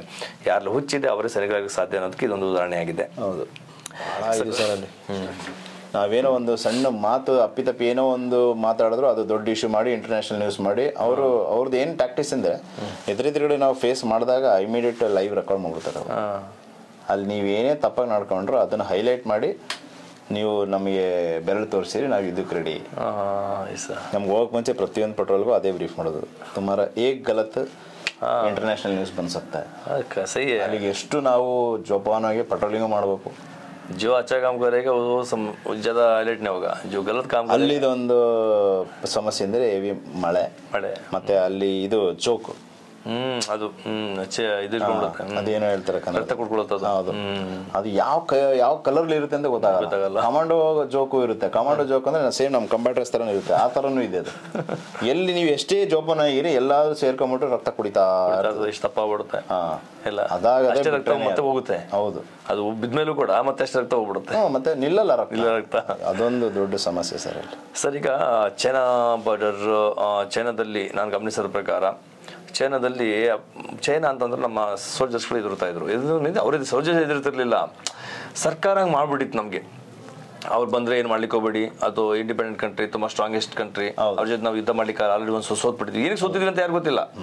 ಸೋತರ ಉದ್ದೇಶ, ನಾವು 1947 ಅವಾಗ ತಾನೇ ಸ್ವತಂತ್ರಗೊಳಿಸ್ಕೊಂಡ್ವಿ, ಅವಾಗ ತಾನೇ ಇಂಡಿಯಾ ಪಾಕಿಸ್ತಾನ ಡಿವೈಡ್ ಆಯ್ತು, ನಮ್ಮಲ್ಲಿಂದ ಸಂಪತ್ತಿಲ್ಲ ಪಾಕಿಸ್ತಾನ ಕೊಟ್ಬಿಟ್ವಿ. ಸೊ ಅವಾಗ ಮತ್ತೆ ಕಾಶ್ಮೀರದ ವಿವಾದಗಳು ನಡೆದ್ವು, ಅಲ್ಲೂ ಕೂಡ ಗಾರ್ಡಿ PO ಕೆಲ ಸಮಸ್ಯೆಗಳಾದವು. ಅವಾಗ ನಮ್ಮ ದೇಶದಲ್ಲಿ ಅಷ್ಟೊಂದು ಫೈನಾನ್ಷಿಯಲ್ ಆಗಿರ್ಬೋದು ಅಥವಾ ಬೇರೆ ರೀತಿ ಇಕ್ವಿಪ್ಮೆಂಟ್ ಆಗಿರ್ಬೋದು, ಸೈನಿಕರಿಗೆ ಬೇಕಾದಂತ ತಾಕತ್ತು ಶಕ್ತಿ ಕಡಿಮೆ ಇತ್ತು. ಆ ವೀಕ್ನೆಸ್ ಇಟ್ಕೊಂಡು ಚೈನಾ ನಮ್ಮ ಮೇಲೆ ವಾರ್ ಮಾಡ್ತು. ಆ ವಾರ್ ನಮಗೆ ಅಗ್ರಿ ಇರ್ಲಿಲ್ಲ, ಆದ್ರೂ ಕೂಡ ವಾರ್ ಮಾಡಿದ್ರು ನಾವು ಅದು ಸೋಲೊಪ್ಕೊಳ್ಳದೆ ಯುದ್ಧ ಮಾಡಿದ್ವಿ. ಚೈನಾಗೂ ನಮಗೂ ಏನು ವ್ಯತ್ಯಾಸ ಅಂತ ಹೇಳಿದ್ರೆ, ಚೈನಾ ಎಕನಾಮಿಕಲಿ ಸ್ಟ್ರಾಂಗು, ಅದೆಲ್ಲರಿಗೂ ಗೊತ್ತು. ಅವ್ರು ಏನ್ ಮಾಡಿದ್ರೆ ಮಿಲಿಟರಿಗೆ ಆದ್ಯತೆ ಜಾಸ್ತಿ ಕೊಡ್ತಾರೆ, ನಮ್ಮಲ್ಲಿ ಆದ್ಯತೆ ಕಡಿಮೆ. ನಮ್ಮಲ್ಲಿ business, cinema stars, cricket stars, ಇದಕ್ಕೆ ಆದ್ಯತೆ ಜಾಸ್ತಿ ಕೊಡ್ತಾರೆ. ಹೌದೌದು. ಸೈನಿಕರು ಸೇನೆಯಲ್ಲಿದ್ದಾರೆ, ಅವರು ಸಂಬಳ ತಗೋತಾರೆ, ದೇಶ ಕಾಯ್ತಾರೆ, ಇಷ್ಟು ಮೆಂಟಾಲಿಟಿ ಸರ್ಕಾರದ ಮೈಂಡಲ್ಲಿ ಇದೆ. ಇದು ಎಕ್ಸಾಕ್ಟ್ಲಿ ಸರ್. ಅವ್ರಿಗೆ ಸಂಬಳ ತಗೋತಾ ಇಲ್ವಾ ಸೈನಿಕರು, ಈ ಮೆಂಟಾಲಿಟಿ ಇದೆ. ಅದಕ್ಕೆ ಬಟ್ ಅಲ್ಲಿ ಉಪಕರಣಗಳು ಏನ್ ಬೇಕು, ಇಕ್ವಿಪ್ಮೆಂಟ್ಸ್ ಏನ್ ಬೇಕು, ಅಲ್ಲಿ ಏನ್ ತೊಂದರೆ ಆಗ್ತಾ ಇದೆ. ಈಗ ಚೈನಾದ ಮೇಲೆ ನಾವು ಇಂಡಿಯಾ ವಾರಲ್ಲಿ ಸೋತಿದ್ದ ಕಾರಣ ಏನು ಅಂದ್ರೆ, ಬಿಕಾಸ್ ಆಫ್ ರಿಎನ್ಫೋರ್ಸ್ಮೆಂಟ್, ಬ್ಯಾಕಪ್ ಹೋಗ್ತಿರ್ಲಿಲ್ಲ. ಈಗ ಫಾರ್ ಎಕ್ಸಾಂಪಲ್ ನಾನು ಆ ಲೊಕೇಶನ್ ಇಂದಾನೆ ಬರ್ತಾ ಇದ್ದೀನಿ, ಅಲ್ಲಿ ಒಂದು 2.7 ಕಿಲೋಮೀಟರ್ ಬ್ರಿಡ್ಜ್ ಕಟ್ಟಿದ್ದಾರೆ, ಕಾಂಕ್ರೀಟ್ ಬ್ರಿಡ್ಜ್. ಮೋದಿ ಪೀರಿಯಡ್ ಎಲ್ಲ ಓಪನ್ ಆಯ್ತು, ಉದ್ಘಾಟ ಆಯ್ತು. ಸೊ ಅದರಿಂದ ಒಂದು ದಿನ ರಸ್ತೆ 1 hour ಅಲ್ಲಿ ಕವರ್ ಆಗ್ತಾ ಇದೆ. ಆ ಬ್ರಿಡ್ಜ್ ಮುಂಚೆ ಬ್ರಹ್ಮಪುತ್ರ ನದಿ, ಅಲ್ಲಿ ಆ ಕಡೆ ಸೈನಿಕರು ಆ ಕಡೆ, ಈ ಕಡೆ ಸೈನಿಕರು ಈ ಕಡೆ. ಇಲ್ಲಿಂದ ಹೋಗ್ಬೇಕು ಅಂದ್ರೆ ಅಲ್ಲಿ ಬೋಟ್ ಬರ್ತಿತ್ತು, ಬೋಟಲ್ಲಿ ಗಾಡಿ ನಮ್ದು ಏನೇನಿದೆ ಸೈನಿಕದೆಲ್ಲ ಇಟ್ಕೊಂಡು ಆ ಬೋಟ್ ನಿಧಾನಕ್ಕೋದ, ನದಿ ಹಿಂಗರಿಯೋದು, ನಾವು ಹಿಂಗ್ ಹೋಗ್ಬೇಕು. ಅವಾಗ ಎಷ್ಟು ತೊಂದರೆ ಆಗುತ್ತೆ, ಲೇಟ್ ಆಗ್ತಾ ಇತ್ತು. ನದಿ ಜೊತೆನೆ ಹೋದ್ರೆ ಪರವಾಗಿಲ್ಲ, ನದಿ ಹಿಂಗ್ ಹೋಗ್ತದೆ, ನಾವ್ ಹಿಂಗ್ ಹೋಗ್ಬೇಕು. ಇಲ್ಲಿ ಹತ್ತಿದ್ರೆ ನಾವು ಎಲ್ಲೋ ಹೋಗಿ ಸೇರಿರ್ತೀವಿ, ಅಲ್ಲಿ ರೋಡ್ ಹಿಡಿದು ಅಲ್ಲಿಂದ ಗಾಡಿ ಮಾಡ್ಬೇಕು. ಇದು ನಾನು ಕಣ್ಣಾರೆ ಕಂಡಿರೋ. ಈಗಲೂ ಅಷ್ಟೇ ಆ ಜಾಗದಲ್ಲಿ ಎಷ್ಟು ಸ್ಲೈಡಿಂಗ್ಸ್ ಆಗ್ತಿದೆ, ಎಷ್ಟು ಮಧ್ಯ ರೋಡ್ ಬೀಳ್ತಾ ಇದೆ. ಮಳೆಯಲ್ಲಿ ಜೀವನ ಕೈಲಿ ಹಿಡ್ಕೊಂಡು ಆ ರೀತಿ ಬರ್ಬೇಕು. ಕೆಲವೊಂದು ಸೈನಿಕರ ಜೊತೆ ಹೋರಾಡ್ತಾ ಇಲ್ಲ, ಅಲ್ಲಿರುವಂತ ವಾತಾವರಣ, ಮಳೆ. ಕೆಲವೊಂದು ಸೈನಿಕರು ನನ್ನ ಬೆಟಾಲಿಯನ್ ಅಲ್ಲಿ 2 ಹುಡುಗರು ಸ್ವಂತ ಮದುವೆಗೆ ಟೈಮ್ ಸರಿ ಲೀವ್ ಹೋಗಕ್ಕಾಗ್ಲಿಲ್ಲ. ಯಾಕೆಂದ್ರೆ ಮಳೆ ಬೆಟಾಲಿಯನ್ ಅಲ್ಲಿ ಲೀವ್ ಸರ್ಟಿಫಿಕೇಟ್ ಸೈನ್ ಆಯ್ತು, ಹೋಗಪ್ಪ ಲೀವ್ ಅಂತ ಕಳ್ಸಾಯ್ತು. 1 week 10 days ಬಿಫೋರ್ ಕಳ್ಸಾಯ್ತು. ಅಂದ್ರೆ ಸೈನಿಕರಿಗೆ ಮತ್ತೆ 4 ಟ್ರಾನ್ಸಿಟ್ ಕ್ಯಾಂಪ್ ಅಲ್ಲಿ ಆಲ್ಟ್ ಆಗಬೇಕು. 4 ಟ್ರಾನ್ಸಿಟ್ ಕ್ಯಾಂಪ್ ಅಲ್ಲಿ ಒಂದು ಟ್ರಾನ್ಸಿಟ್ ಕ್ಯಾಂಪ್ ಇನ್ನೊಂದು ಟ್ರಾನ್ಸಿಟ್ ಕ್ಯಾಂಪ್ 70 ಕಿಲೋಮೀಟರ್ 80 ಕಿಲೋಮೀಟರ್ ಅಷ್ಟೇ. 70-80 ಕಿಲೋಮೀಟರ್ಗೆ 5 to 6 hours ಜರ್ನಿ. ಆ 5 to 6 hours ಜರ್ನಿಲಿ ಬೇಕಾದಷ್ಟು ಕರ್ವ್ಗಳು, ಸ್ಲೈಡ್ಗಳು, ಮಳೆ, ಪಕ್ಕದಲ್ಲಿ ಬ್ರಹ್ಮಪುತ್ರ ನದಿನೇ ಹರಿತಾ ಇದೆ. ಆ ನದಿಗೆ ಬಿದ್ರೆ ಊಹಿಸಕ್ಕೂ ಆಗಲ್ಲ, ಸಿಗೋದು ಇಲ್ಲ. ಸರ್ ಈಗ ಜಸ್ಟ್ ನೀವು ಮಾತಾಡಿದ್ರೆ ಈಗ ಚೈನಾ ಹೇಳ್ತೀನಿ ಅಂದ್ರೆ ಸರ್ಕಾರ ಅದ್ರ ಬಗ್ಗೆ ಆ ಏರಿಯಾ ಬಗ್ಗೆ ಗಮನ ಕೊಟ್ಟಿಲ್ಲ. ರೋಡ್ ಇಂಪ್ರೂವ್ಮೆಂಟ್ ಇಲ್ಲಿ ಇರೋ ರೋಡ್ನೇ ಕೆಡವಿ ರೋಡ್ ಮಾಡ್ತಿದ್ದಾರೆ, ಮೆಟ್ರೋ ಮಾಡ್ತಾ ಇದ್ದಾರೆ, ಚೆನ್ನಾಗಿರೋ ರೋಡ್ನೇ ಅಗಲ ಮಾಡ್ತಾ ಇದ್ದಾರೆ. ಯಾ ಕಡೆ ಸೈನಿಕರು ಅಲ್ಲಿ ಕಷ್ಟಪಡ್ತಿದ್ದಾರೆ. ನಾನು ನೋಡಿರೋ ಪ್ರಕಾರ ಕಾಶ್ಮೀರದಲ್ಲೂ ಕೂಡ ಒಳ್ಳೆ ಟ್ರ್ಯಾಕ್ ಗಳು ಆಗಿದೆ. ನಾರ್ತ್ ಈಸ್ಟ್ ಫೋಕಸ್ ಮಾಡಿಲ್ಲ. ಇವಾಗ ಒಂದು 5 years ಇಂದ ನಾನು ಯಾವ್ದು ಸರ್ಕಾರ ಬ್ಲೇಮ್ ಮಾಡಲ್ಲ. ಈ ಲಾಸ್ಟ್ 5 years ಇಂದ ಇಂಪ್ರೂವ್ಮೆಂಟ್ ಆಗಿದೆ. ನಾನೀಗ 3.5 years ಮಾತ್ರ ಈ ಕಡೆ ಇಂಪ್ರೂವ್ಮೆಂಟ್ ಕಾಣ್ತಾ ಇದೆ. ನಾನು 3.5 ವರ್ಷ ಅಲ್ಲೇ ಸರ್ವಿಸ್ ಮಾಡಿದೆ ಆ ಬಾರ್ಡರ್ ಅಲ್ಲಿ. ಆ 3.5 ವರ್ಷದಲ್ಲಿ ಬೇಕಾದಷ್ಟು ಒಂದು 25% ಬದಲಾವಣೆ ಕಂಡೆ ನಾನು. ಪ್ರೋಗ್ರೆಸ್, ರೋಡ್ಗಳು ಚೆನ್ನಾಗಿ ಆಗ್ತಿದೆ, ಅಗಲ ಆಗ್ತಿದೆ, ಬ್ರಿಡ್ಜ್ಗಳಾಗ್ತಿದೆ. ಅದರಿಂದ ನಿಮ್ಗೆ ಒಂದು ಬೆಟಾಲಿಯನ್ ಅಲ್ಲಿ ಏನಾದ್ರು ಚೈನಾ ಎದುರುಗಡೆ ಫೇಸ್ ಮಾಡ್ತಂದ್ರೆ ನಿಮ್ಗೆ ಬ್ಯಾಕಪ್ ಸಿಗುತ್ತೆ. 62 ನಾವು ಸೋತಿ ಇದೇ ಕಾರಣ. ಅದು ವಾರು ಮೂವಿನೂ ಬಂದಿದೆ. ಆ ಮೂವಿಲಿ ಒಂದು ಕಮಾಂಡರ್, ಒಂದು ಅಧಿಕಾರಿ, ಸೇನಾಧಿಕಾರಿ ಹೇಳ್ತಾನೆ, ನಾನು ನಿನಗೆ ರಿಎನ್ಫೋರ್ಸ್ಮೆಂಟ್ ಕಳ್ಸಕ್ಕಾಗಲ್ಲ, ನೀನು ವಿಡ್ರಾ ಮಾಡ್ಕೊಂಡ್ ಬಂದ್ಬಿಡು. ಆ ಸಿಚುವೇಶನ್ ಅಲ್ಲಿ ಫೇಸ್ ಆಯ್ತು, ಕಷ್ಟ. ಅದಕ್ಕೆ ಚೈನಾದವ್ರು ಗೆದ್ರು, ನಾವು ಬೋರ್ಡ್ ಬಂದ್ಬಿಟ್ಟು. ಇಕ್ವಿಪ್ಮೆಂಟ್ ಇಲ್ಲ ಸರ್. ನಾನು 1962 ಪೂರ್ತಿ ಸ್ಟೋರಿ ಓದಿರೋ ಪ್ರಕಾರ ನೋಡಿದ್ದೀನಿ, ಮತ್ತೆ ಅದ್ರ ಮ್ಯೂಸಿಯಂ ಎಲ್ಲ ನೋಡಿದ್ದೀನಿ. ನೋಡಿರೋ ಪ್ರಕಾರ ಆಗಿದ್ದ ಸೈನಿಕರಿಗೆ ಹಾಕೊಳ್ಳೋಕೆ ಶೂ ಇರಲಿಲ್ಲ, ಹೊಟ್ಟೆ ತುಂಬ ಊಟ ಇರಲಿಲ್ಲ, ಇಕ್ವಿಪ್ಮೆಂಟ್ ಇರಲಿಲ್ಲ, ಬಂದೂಕಿದ್ರೆ ಅದಕ್ಕೆ ಬುಲೆಟ್ ಇರಲಿಲ್ಲ. ಪೋಚ್ ಅಮ್ಯುನಿಷನ್ ಎಷ್ಟು ಲಡಾಯಿ ಮಾಡ್ತೀರಾ? ಕೊಡ್ತಿರ್ಲಿಲ್ಲ. 30 ರೌಂಡ್ 90 ರೌಂಡ್ ಇರುತ್ತಲ್ಲ, ಎಷ್ಟು ದಿನ ಇರ್ತೀರಾ? ಆದ್ರೂ ಕೂಡ ನಮ್ಮ ದೇಶದ ಒಂದು ಮಣ್ಣಿಗೆ ಸರಿಯಾದ ಯೋಧ ಅಂತಂದ್ರೆ ಜಶ್ವಂತ್ ಸಿಂಗ್ ಬಾಬಾ ಅವರು ಒಂದು ಅಚೀವ್ ಮಾಡಿದ್ರು. 300ಕ್ಕೂ ಹೆಚ್ಚು ಚೈನಾ ಸೈನಿಕರನ್ನ ಹೊಡೆದುಡಿಸಿ 72 ಗಂಟೆಗಳು ಅಂತ ಹೇಳ್ತೀವಿ. ಅಂದ್ರೆ ಒಬ್ಬ ಸೈನಿಕ ಪೂರ್ತಿ ಒಂದು ಬ್ರಿಗೇಡ್ ನೇ ನಿಲ್ಸಿದ ಅಂತಂದ್ರೆ ಅದು ನಮ್ಮ ಶಕ್ತಿ, ನಮ್ಮ ದೇಶದ ಸೈನಿಕರ ಶಕ್ತಿ. ಅದು ಅವಾಗ್ಲೇ ಗೊತ್ತಾಯ್ತು, ಒಂದು MMG ನ ಇಡೀ ಬ್ರಿಗೇಡ್ ನ ನಿಲ್ಲಿಸಬಹುದು. ಅವನು ಒಂದು MMG ನಿಲ್ಸಿದ್ದ, ಮೀಡಿಯಂ ಮಿಷಿನ್ ಗನ್ ಅಂತ ಹೇಳ್ತೀವಿ ವೀಕ್ಷಕರ. ಮೀಡಿಯಂ ಮಿಷಿನ್ ಗನ್ ಟ್ರೈಪಾಡ್ ಮೇಲೆ ನಿಂತಿರುತ್ತೆ, ಅದು ಬೆಲ್ಟ್ ಆಮ್ಯುನಿಷನ್ ಆಗುತ್ತೆ. ಬೆಲ್ಟ್ ಆಮ್ಯುನಿಷನ್ 7.62 mm 240 ಬುಲೆಟ್ಸ್ ಬರುತ್ತೆ. ಒಂದ್ರಲ್ಲಿ 235 ಬುಲೆಟ್ಸ್ ಒಂದು ಚೈನ್ ಅಲ್ಲಿ ಬೆಲ್ಟ್ ಅಲ್ಲಿ ಬರುತ್ತೆ.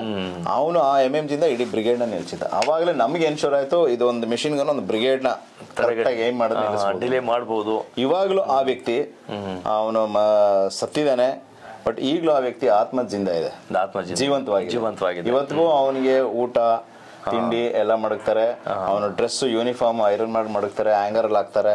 ಅವನ ಬೆಡ್ಶೀಟು ನೈಟ್ ಹೋಗಿ ಬೆಡ್ ಸ್ಪ್ರೆಡ್ ಹಾಕಿ ಎಲ್ಲ ನೀಟಾಗಿ ಮಾಡ್ತಾರೆ. ಅವ್ನು ಶೂ ಪಾಲಿಶ್ ಮಾಡ್ತಾರೆ. ನೆಕ್ಸ್ಟ್ ಡೇ ಹೋದ್ರೆ ಬೆಡ್ಶೀಟ್ ಅಳ್ಸೋಗಿರುತ್ತೆ, ಯೂನಿಫಾರ್ಮ್ ಯೂಸ್ ಮಾಡಿರ್ತಾರೆ. ಆತ್ಮ ಇನ್ನೂ ಇದೆ. ಆತ್ಮ ಇರೋದ್ರಿಂದ ಚೈನಾದ್ರಲ್ಲಿ ಬರಕ್ಕೂ ಆಗ್ತಾ ಇಲ್ಲ. ಅದು ಇನ್ನೂ ಅದೊಂದು ಹಿಸ್ಟಾರಿಕಲ್ ಪ್ಲೇಸ್ ಇದೆ, ಯೂಟ್ಯೂಬ್ ಅಲ್ಲಿ ದಯವಿಟ್ಟು ನೋಡಿ. ನೀವು ಟೂರಿಸ್ಟ್ ಹೋಗ್ಬೇಕು ಅಂದ್ರೆ ಇಂಥ ಪ್ಲೇಸ್ಗಳನ್ನ ನೀವು ಸೆಲೆಕ್ಟ್ ಮಾಡಿ ಹೋಗಿ ನೋಡಿ. ನೀವು ನಿಜವಾಗ್ಲೂ ದೇಶದ ಬಗ್ಗೆ ಎಷ್ಟು ಅಭಿಮಾನ ಆಯ್ತು ಆ ವ್ಯಕ್ತಿಗೆ ಏನಾದ್ರು. ಹೌದು, ನಿಜ. ಸರ್ ಈಗ ಸ್ವಲ್ಪ ಮುಂಚೆ ಹೇಳಿದ್ರಿ ಚೈನಾದಲ್ಲಿ ಡಿಫೆನ್ಸ್ಗೆ ಹೆಚ್ಚು ಸಪೋರ್ಟ್ ಮಾಡ್ತಾರೆ. ಡಿಫೆನ್ಸ್ ಅಂದ್ರೆ ಮೊದಲು ಅವರಿಗೆ ಆದ್ಯತೆ. ಹೌದು.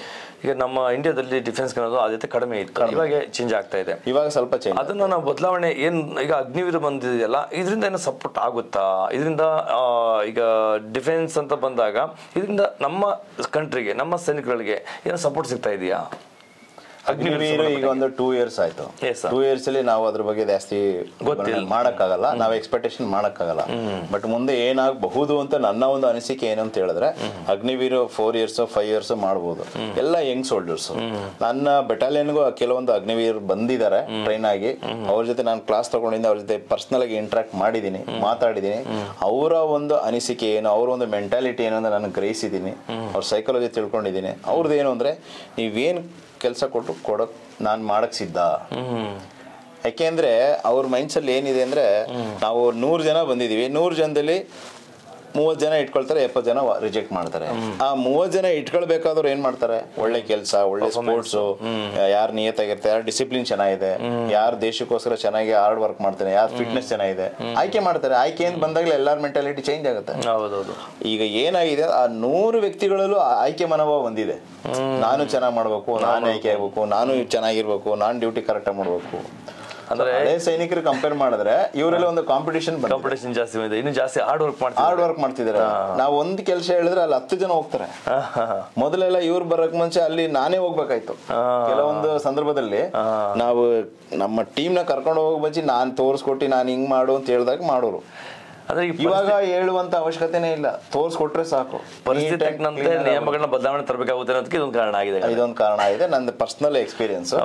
ಸೊ ಎರಡನೇದು ಬಂದು ಅಗ್ನಿವೀರ್ ಮಕ್ಕಳನ್ನ ಇಂಟರಾಕ್ಟ್ ಮಾಡಿದಾರಲ್ಲ, ಅವ್ರ ಮನಸ್ಥಿತಿ ಏನ್ ಅರ್ಥ ಮಾಡ್ಕೊಂಡಿದ್ದೀರಾ? ಅವ್ರ ಮನಸ್ಥಿತಿ ಏನು ಅಂದ್ರೆ, ಅವರು ಅದೇ ಜಾಬ್ ನಾವು ಬಂದಿದೀವಿ, ಕಷ್ಟ ಪಡ್ಬೇಕು, ಇಲ್ಲೇ ಇರೋಕ್ಕೆ ಟ್ರೈ ಮಾಡ್ತೀವಿ, ಮತ್ತೆ ಬರುವಂತ ಫೈನಾನ್ಸ್ ನಾವ್ ಯಾವ ರೀತಿ ಉಪಯೋಗಿಸ್ಬೇಕು, ನಾನು ಫೈನಾನ್ಸ್ ಬಗ್ಗೆ ಅವ್ರ ಕ್ಲಾಸ್ ತಗೊಳ್ತಾರೆ. ಈ ಚಿಕ್ಕ ವಯಸ್ಸಿನಲ್ಲಿ ಅವ್ರಿಗೆ ಲೈಫ್ ಸೆಟ್ಲ್ ಮಾಡ್ಕೊಳ್ಳೋ ಯಾವ್ದು ನಾನು ಫೈನಾನ್ಸ್ ಬಗ್ಗೆ ಆ ವಯಸ್ಸಿನ ಮಕ್ಕಳಿಗೂ ಈ ಪಬ್ಲಿಕ್ ಇರುವಂತ ಅದೇ ಸೇಮ್ ವಯಸ್ಸಿನ ಮಕ್ಕಳಿಗೂ ಏನ್ ಕಂಪಾರಿಸನ್ ಮಾಡಿದ್ರೆ ಏನು ವ್ಯತ್ಯಾಸ ಕಾಣಬಾರದು? ಕಂಪಾರಿಸನ್ ಮಾಡಿದ್ರೆ ಅವ್ರು ಹಾರ್ಡ್ ವರ್ಕ್ ಮಾಡ್ತಾ ಇದಾರೆ, ಅವ್ರ ಸೇನೆಗೆ ಸೆಲೆಕ್ಟ್ ಆಗಿದೀವಿ ಅಂತ ಅವ್ರ ಒಂದಲ್ಲಿ ಖುಷಿ ಇದೆ, ಖುಷಿ ಕಾಣಿಸ್ತಾ ಇದೆ.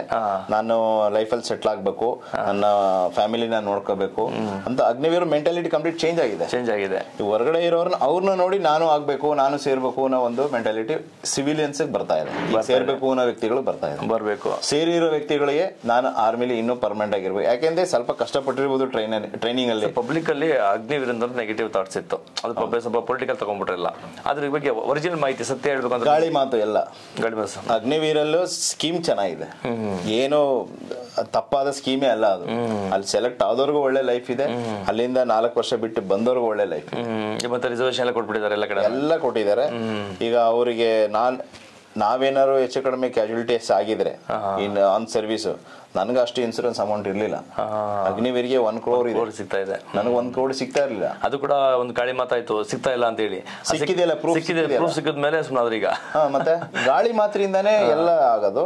ಅಗ್ನಿವೀರ್ ಅಂತ ಒಳ್ಳೆ ಸ್ಕೀಮ್ ಚೆನ್ನಾಗಿ ಬಿಟ್ಟಿದ್ದಾನೆ ಗೌರ್ಮೆಂಟ್, ಅದನ್ನ ನಾವು ಒಳ್ಳೆ ರೀತಿಲಿ ನೋಡ್ಬೇಕು. ನಮ್ದು ಪರ್ಸೆಪ್ಷನ್ ಇದೆಯಲ್ಲ, ನೋಡುವಂತ ನೋಟ ಅದು ಚೆನ್ನಾಗಿದ್ರೆ ಎಲ್ಲಾನು ಚೆನ್ನಾಗಿ ಕಾಣುತ್ತೆ. ನಿಮ್ ಪರ್ಸೆಪ್ಷನ್ ಸರಿ ಇಲ್ಲ ಅಂದ್ರೆ ಎಲ್ಲಾನು ತಪ್ಪಾಗಿ ಕಾಣುತ್ತೆ. ಈಗ 4 ವರ್ಷ ಹೋಗಿ ಅವ್ರು ಕಷ್ಟಪಟ್ಟು 4 ವರ್ಷ ಹೊರಗಡೆ ಬಂದಾಗ ಅವ್ರ ಕೈಗೆ ಐ ಥಿಂಕ್ 11 lakhs ಏನೋ ಸಿಗುತ್ತೆ. ಒಳ್ಳೆ ಇನ್ಸೂರೆನ್ಸ್ ಸಿಗುತ್ತೆ. ಈಗ ಒಂದು 18 years ಹೋದ ಅಂತ ಇಟ್ಕೊಳ್ಳಿ, ಎಕ್ಸಾಂಪಲ್ 21 ಬೇಡ 16 ಬೇಡ, ಒಂದು ಆವರೇಜ್ 18-19 years ಹೋದ. 4 years ಅಂದ್ರೆ 22-23 years ಬರುತ್ತೆ. 22-23 years ಹುಡುಗ ಇಲ್ಲಿ ಹೋಗದೆ ಇರೋನು 10 ಲಕ್ಷ ಅವನ ಅಕೌಂಟ್ ಅಲ್ಲಿ ಇರುತ್ತಾ? ಚಾನ್ಸೇ ಇಲ್ಲ. 10 ರೂಪಾಯಿಗೆ ಅವ್ನು ಸ್ವಂತ ಅಪ್ಪನ ಬಿಡಿ, ಅಪ್ಪನ 10,000 ರೂಪಾಯಿ ಇಟ್ಕೊಳಕ್ ಕಷ್ಟ ಆಗುತ್ತೆ ಅವ್ರಿಗೆ ಅಲ್ವಾ? ಅಲ್ಲಿ 4 ವರ್ಷ ಹೋಗಿ ಬಂದಿರೋನ್ ಅಕೌಂಟ್ ಅಲ್ಲಿ 11 ಲಕ್ಷ ದುಡ್ಡಿದೆ. ಅದಿಲ್ಲದೆ ರೆಸ್ಪೆಕ್ಟ್ ಇದೆ, ಅದಿಲ್ಲದೆ 4 ವರ್ಷ ಒಂದು ಒಳ್ಳೆ ಮಿಲಿಟರಿ ಎಕ್ಸ್ಪೀರಿಯನ್ಸ್ ಇದೆ, ಸ್ಕಿಲ್ಸ್ ಇದೆ. ಇದೆಲ್ಲ ಸುಮ್ಮನೆ ಗೌರ್ಮೆಂಟ್ ರಿಸರ್ವೇಶನ್ ಸಿಗ್ತಾ ಇದೆ. ಹೌದು, ಮತ್ತೆ ಪ್ರೈವೇಟ್ ಸೆಕ್ಟರ್ ಅಲ್ಲಿ ಜಾಬ್ ಸಿಗ್ತಾ ಇದೆ. ಬಂದಿದ್ದಾನೆ ಅಂತ ಕರ್ದಿ ಜಾಬ್ ಕೊಡ್ತಾರೆ. ಟ್ರೈನ್ಡ್ ಸೋಲ್ಜರ್, ಮತ್ತೆ ಸೋಲ್ಜರ್ ಅಲ್ಲಿ ಅದರಿಂದ ಏನಾಗುತ್ತೆ ಅಂದ್ರೆ, ಅಗ್ನಿವೀರ್ಗಳು 4 ವರ್ಷದಿಂದ ಬಂದು ಎಲ್ಲಾ ಪ್ರೈವೇಟ್ ಸೆಕ್ಟರ್ ಕೆಲಸದ ಮೇಲೆ ಹೋದ್ರೆ ಅಲ್ಲಿ ಕರಪ್ಷನ್ ಅನ್ನೋದು ಕಡಿಮೆ ಆಗುತ್ತೆ. Yes, exactly right sir. Corruption ಇರೋದಿಲ್ಲ. ಏನು ಗೊತ್ತಿಲ್ಲ ಇರೋರು ದುಡ್ಡಾಸಿ ಕರಪ್ಷನ್ ಮಾಡ್ತಾ ಹೋಗ್ತಾ ಇದಾರೆ. ಕರಪ್ಷನ್ ನಡೀತಾನೆ ಇದೆ. ಎಷ್ಟೇ ಇಂಡಿಯನ್ ಮೂವಿ ಬರ್ಲಿ, ಇಂಡಿಯನ್ 2 ಮೂವಿ ಏನು ಬಂದಾಯ್ತು, ಅದು ನೋಡಕ್ಕೆ ಚೆನ್ನಾಗಿರುತ್ತೆ. ಪ್ರಾಕ್ಟಿಕಲ್ ಹೋದ ಕರಪ್ಷನ್ ಬೆಳಿತಾನೆ ಇದೆ, ಕಡಿಮೆ ಅಂತೂ ಆಗಿಲ್ಲ. ಸೊ ಸರ್ಕಾರ ಮುಂದಾಲೋಚನೆ ಏನು ಅಂತ ಹೇಳಿದ್ರೆ, ಅಂತವರು ಪ್ರೈವೇಟ್ ಸೆಕ್ಟರ್ ಅಲ್ಲಿ ಒಂದು ಬ್ಯಾಂಕ್ ಅಲ್ಲಿ ಎಲ್ಲೋ ಹೋದ್ರೆ, ನಾನು ಹೇಳೋದು ಬರೋರೆಲ್ಲ 100% ಚೆನ್ನಾಗಿರ್ತಾರೆ ಅಂತ ಹೇಳಲ್ಲ, ಒಂದು ಪರ್ಸೆಂಟೇಜ್ ಕಡಿಮೆ ಆಗುತ್ತೆ. ಯಾಕೆಂದ್ರೆ ಸೈನಿಕರ ಮನೋಭಾವದಲ್ಲಿ ಆ ರೀತಿ ಬಂದ್ಬಿಡುತ್ತೆ. ಹೌದು, ಈಗ ನೀವೇ ಆಗಲಿ ನಾವೇ ಆಗಲಿ ಡಿಸಿಪ್ಲಿನ್ ಆಗಿರ್ತೀವಿ, ಪ್ರಯತ್ನ ಮಾಡೋದು. ಎಲ್ಲರೂ ತಪ್ಪು ನಡೆದ್ರೆ ನಮ್ಮ ನೋಡಿ ಅಲ್ಲಿ ನಾವು ಇನ್ವಾಲ್ವ್ ಆಗ್ಬಿಡ್ತೀವಿ. ಒಬ್ರಿಗೆ ಏನಪ್ಪ ಮಾಡ್ತಿದ್ಯಾ, ಲೈನಲ್ಲಿ ಬಾಪ, ಹಿಂಗ್ ಕೂತ ತಪ್ಪ, ಇಲ್ಲಿ ಚಪ್ಪಲಿ ಬಿಡ್ಬೇಕು, ದೇವಸ್ಥಾನ ಅಂದ್ರೆ ಕೈ ಮುಗಿಗು, ಇಲ್ಲಿ ಯಾರೋ ಒಂದು VIP ಮಾತಾಡ್ತೀರಿ, ನೀನ್ ಸುಮ್ನಿರಪ್ಪ ಸೈಲೆಂಟ್ ಅಲ್ಲಿ, ಇದೊಂದು ಬೇಸಿಕ್ ಬಂದ್ಬಿಡುತ್ತೆ, ಒಂದು ಕಲ್ಚರ್ ಬಂದ್ಬಿಡುತ್ತೆ. ಅದು ದೇಶದಲ್ಲಿ ಯುವ ಜನದಲ್ಲಿ ಅದನ್ನ ಇನ್ವಾಲ್ವ್ ಮಾಡ್ತಾ ಇದಾರೆ. ಮಿಲಿಟರಿ ಡಿಸಿಪ್ಲಿನ್ ನಾವು ಒಂದ್ಸಲ ಸೇರಿ 28 ವರ್ಷ ಆದ್ಮೇಲೆ ಬರೋದ್ಕು 4 ವರ್ಷದಲ್ಲಿ ಅವನು ಮಿಲಿಟರಿ ಎಕ್ಸ್ ಆಗಿ ಬರೋದ್ಕು ಆ ಜನಾಂಗನ ಒಂದು ದೇಶದಲ್ಲಿ ಒಂದು ಅಗ್ನಿಪಥದಲ್ಲಿ ಬಂದಂತ 4 ವರ್ಷ ಬಿಟ್ಟು ಬಂದ್ಬಿಡ್ತಾರೆ ಅನ್ಕೊಳ್ಳಿ. ಬಂದ್ಮೇಲೂ ಕೂಡ ದೇಶಕ್ಕೆ ಲಾಭ ಆಗ್ತಾ ಇದೆ ಬಿಡಿ, ಅವ್ರಿಗೆ ವೈಯಕ್ತಿಕವಾಗಿ ಲಾಭ ಸಿಗ್ತಾ ಇದೆ, ಸರ್ಕಾರ ಕೊಡುತ್ತೆ. ಈಗ ದೇಶಕ್ಕೆ ಅವರಿಂದ ಲಾಭ ಸಿಗುತ್ತೆ. ಅದೇ ದೇಶಿಗೆ ಅಂದ್ರೆ ಕರಪ್ಷನ್ ಕಡಿಮೆ ಆಗುತ್ತೆ. ಎಲ್ಲ ಕಡೆ ಒಂದು ಒಳ್ಳೆ employees, strict employees, discipline employees ಸಿಗ್ತಾರೆ. ಅವಾಗ ನಾಗರಿಕತೆ ಅನ್ನೋದು ಚೆನ್ನಾಗಿ ಬೆಳೆಯುತ್ತೆ. ಹೌದು, ನಮ್ಮ ಪ್ರಜೆ ಉತ್ತಮ ಪ್ರಜೆ ಆಗ್ತಾನೆ, ಉತ್ತಮ ಪ್ರಜೆ ಆಗ್ತಾನೆ. ಅವನ ಪ್ರಜೆ ನೋಡಿ 4 ಜನ ಅವರು ಒಂದು ವಾತಾವರಣ ಸೃಷ್ಟಿ ಆಗುತ್ತೆ. ಔಟ್ ಆಫ್ ಕಂಟ್ರಿಲಿ ವಿದೇಶಕ್ಕೆ ಹೋಲಿಸ್ಕೊಂಡಾಗ ನಮ್ಮ ದೇಶದ ಒಂದು ಬೆಳವಣಿಗೆಯಲ್ಲಿ ಅಥವಾ ಸೈನಿಕ ಅಥವಾ ಅಗ್ನಿವೀರ್ ಕಂಡಾಗ ಏನ್ ಅವ್ರ ಮನಸ್ಥಿತಿ ಏನಾಗಬಹುದು, ಯಾವ ತರ ನಮ್ಮ ದೇಶದಲ್ಲಿ ಶಕ್ತಿ ಹೆಚ್ಚಾಗಿದೆ ಅಂತ ಗೊತ್ತಾಗುತ್ತೆ. ಹೌದು, ಯುವ ಶಕ್ತಿ ಹೆಚ್ಚಾಗುತ್ತೆ, ಡಿಸಿಪ್ಲಿನ್ ಹೆಚ್ಚಾಗುತ್ತೆ, ಎಲ್ಲತ್ರಲ್ಲೂ ಒಂದು ಫಿನಿಶಿಂಗ್ ಇರುತ್ತೆ. ಅವಾಗ ಹೊರಗಿನವರು ನಮ್ಮಲ್ಲೂ ಇಂಪ್ಲಿಮೆಂಟ್ 4 ವರ್ಷ ಮಾಡಿ ಬಂದವರು ಮತ್ತೆ ಸೈನಿಕ ಹೋಗ್ಬೋದಾ? 4 ವರ್ಷ ಇಲ್ಲ ಹೋಗಕ್ಕಾಗಲ್ಲ. 4 ವರ್ಷ ಆಗಿ ಬಂದ ಮೇಲೆ ಅವ್ರಿಗೆ ರೆಕಾರ್ಡ್ ಆಫೀಸ್ ಇಂದ ಪ್ರತಿ ರೆಜಿಮೆಂಟ್ ಇಂದ ಕಾಲ್ ಮಾಡ್ತಾರೆ, ಲೆಟರ್ ಬರ್ತಾರೆ. ಅವರು ಕೆಲವು ಯಾರಿಗೆ ಯುದ್ಧ ಸಮಯದಲ್ಲಿ ಯುದ್ಧ ಆಗ್ಬಿಡ್ತ ಸರ್. ಹೌದು, ಯುದ್ಧ ಆಗ್ಬಿಡುತ್ತೆ ಅನ್ಕೊಳ್ಳಿ. ಯುದ್ಧ ಆದಾಗ ನನಗೆ ಅವ್ರಿಗೆ ಎಷ್ಟೆಂತ ಬೇಕು, ಈಗ ರೀನ್ಫೋರ್ಸ್ಮೆಂಟ್ ಬೇಕು. ನಮ್ಮ ಹತ್ರ ಸೈನಿಕರಿದ್ದಾರೆ, ಬಟ್ ಈ ಅಗ್ನಿವೀರ್ ಅಗ್ನಿವೀರ್ ಆಗುತ್ತಾರಲ್ಲ, ಅಗ್ನಿವೀರ್ ಮತ್ತೆ ಅವ್ರು ತಗೊಬಹುದು ಆ ಸಮಯದಲ್ಲಿ. ಕೆಲವೊಂದು 2 ವರ್ಷ 1 ವರ್ಷ ಅಗ್ರಿಮೆಂಟ್ ಇರುತ್ತೆ. ಈಗ ನಾನೀಗ 28 ವರ್ಷ ಸರ್ವಿಸ್ ಮಾಡಿ ರಿಟೈರ್ಡ್ ಆಗ ಮುಂಚೆ 2 ವರ್ಷದ ಒಂದು ಅಗ್ರಿಮೆಂಟ್ ಸೈನ್ ಮಾಡಿರ್ತೀನಿ, ನೀವು ಮಾಡಿರ್ತೀರಾ. ಆ 2 ವರ್ಷದಲ್ಲಿ ದೇಶಕ್ಕೆ ನಮ್ಮ ಅವಶ್ಯಕತೆ ಇದ್ದೇ ಆದಾಗ ನಾವು ಹೋಗ್ಲೇಬೇಕು, ಹೋಗದೇ ಇದ್ರೆ ನಾವು ಅಪರಾಧ ಆಗ್ತೀವಿ, ಹೋಗ್ಲೇಬೇಕು. ಆ ರೀತಿ ಅವ್ರಿಗೂ ಒಂದು ಸ್ಕೀಮ್ ಇರುತ್ತೆ, ಅದು ರಿಟೈರ್ಡ್ ಆಗಮೆಂಟ್ ಅದು ಸೈನ್ ಆಗುತ್ತೆ, ಹೋಗ್ಬೇಕಾಗುತ್ತೆ. ಅವಾಗ ಯಂಗ್ ಜನರೇಷನ್, ಯಂಗ್ ಬ್ರಿಗೇಡ್ ನ ನಾವು ಹ್ಯಾಂಡಲ್ ಮಾಡಬಹುದು, ಈಸಿಯಾಗಿ ಹ್ಯಾಂಡಲ್ ಮಾಡಬಹುದು. ಮತ್ತೆ ವರ್ಲ್ಡ್ ವಾರಿನ ಮುಂದೆ ಹೊರದೇಶದಿಂದ ಸೈನಿಕರನ್ನೇ ಕರ್ಕೊಂಡೋಗಿ ಯುದ್ಧ ಮಾಡಬೇಕು ಅನ್ನೋ ಅವಶ್ಯಕತೆ ಇರಲ್ಲ. ಲೇಟೆಸ್ಟ್ ಅಗ್ನಿವೀರರು ಯಾರು 2 years ಎಷ್ಟು ಜನ ರಿಟೈರ್ಡ್ ಆಗಿ, ಎಷ್ಟೋ ಲಕ್ಷ ರಿಟೈರ್ಡ್ ಆಗಿರ್ತಾರೆ, ಅವ್ರನ್ನೆಲ್ಲ ರೆಕಾರ್ಡ್ ಡಾಕ್ಯುಮೆಂಟ್ಸ್ ಕರೀತಾರೆ. ಅವ್ರು ಬರಲೇಬೇಕು, ಸೈನ್ ಮಾಡಿರ್ತಾರೆ, ಅಗ್ರಿಮೆಂಟ್ ಇರುತ್ತೆ. ಅದು ಅವಾಗ ಇನ್ನಷ್ಟು ಇನ್ಕ್ರೀಸ್ ಆಗುತ್ತೆ. ಒಂದು ಯಂಗ್ ಬ್ರಿಗೇಡ್. ಅವಾಗ ನನಗೆ ರೈಫಲ್ ಫೈರ್ ಮಾಡಕ್ ಬರಲ್ಲ, ಇದು ಹೆಂಗ್ ಸರ್ ಹಿಡಿಯೋದು, ನಾನು ಹೆಂಗ್ ಸರ್ ಮಾಡೋದು. ಅವಾಗ ಬಂದ್ರೆ ಅವ್ರು ಬರೀ ಯೂನಿಫಾರ್ಮ್ ವೆಪನ್ ಕೊಟ್ಟು ನೋಡಿ, ಒಂದ್ ಬ್ರಿಗೇಡ್ ನಿಂತಿರುತ್ತಲ್ಲಿ.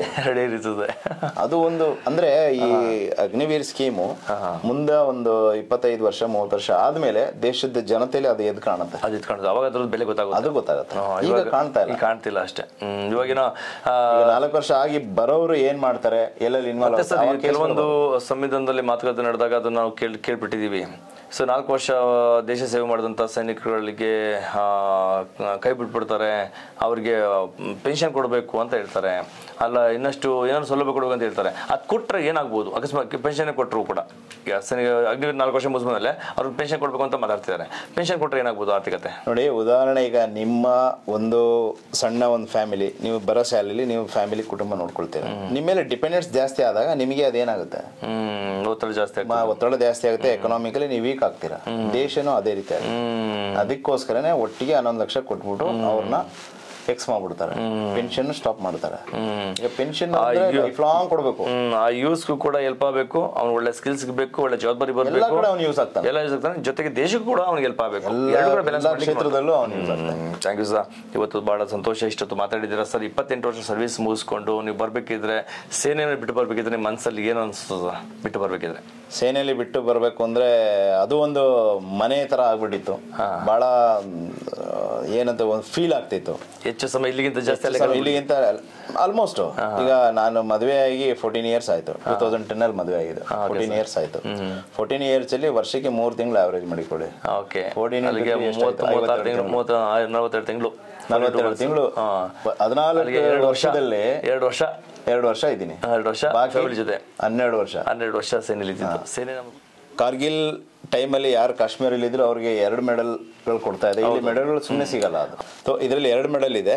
ಒಂದು ಆಪರೇಷನ್ ವಿಜಯ್, ಆ ಟೈಮಲ್ಲಿ ಕಾಶ್ಮೀರಲ್ಲಿ ಯಾರೆಲ್ಲ ಇದ್ರು ಅವರು ಅದಕ್ಕೆ ಆಪರೇಷನ್ ಇನ್ವಾಲ್ವ್ ಆಗಿರ್ತಾರೆ, ಒಂದಲ್ಲ ಒಂದು ರೀತಿಯಲ್ಲಿ ಇನ್ವಾಲ್ವ್ ಆಗಿದ್ದಾರೆ. ಆ ಮೆಡಲ್ ನನ್ನ ಹತ್ರ ಇದೆ. ಇಲ್ಲಿಂದ 2ನೇ medal operation Vijay medal.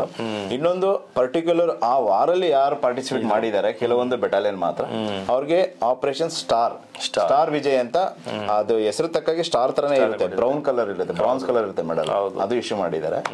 So ನಾನು ಆಪರೇಷನ್ ವಿಜಯ್ ಮೆಡಲ್ ನನ್ನ ಚೆಸ್ಟ್ ಮೇಲೆ ಇದೆ ಅಂತ ನಾನು ಬಹಳ ಗೌರವದಿಂದ ಹೇಳ್ಕೊಳ್ತೀನಿ. ಸರ್, ಕೊನೆಯದಾಗಿ ಸರ್ 28 ವರ್ಷ ಸರ್ವಿಸ್ ಮುಗಿಸ್ಕೊಂಡ್ಬಂದ್ರಿ.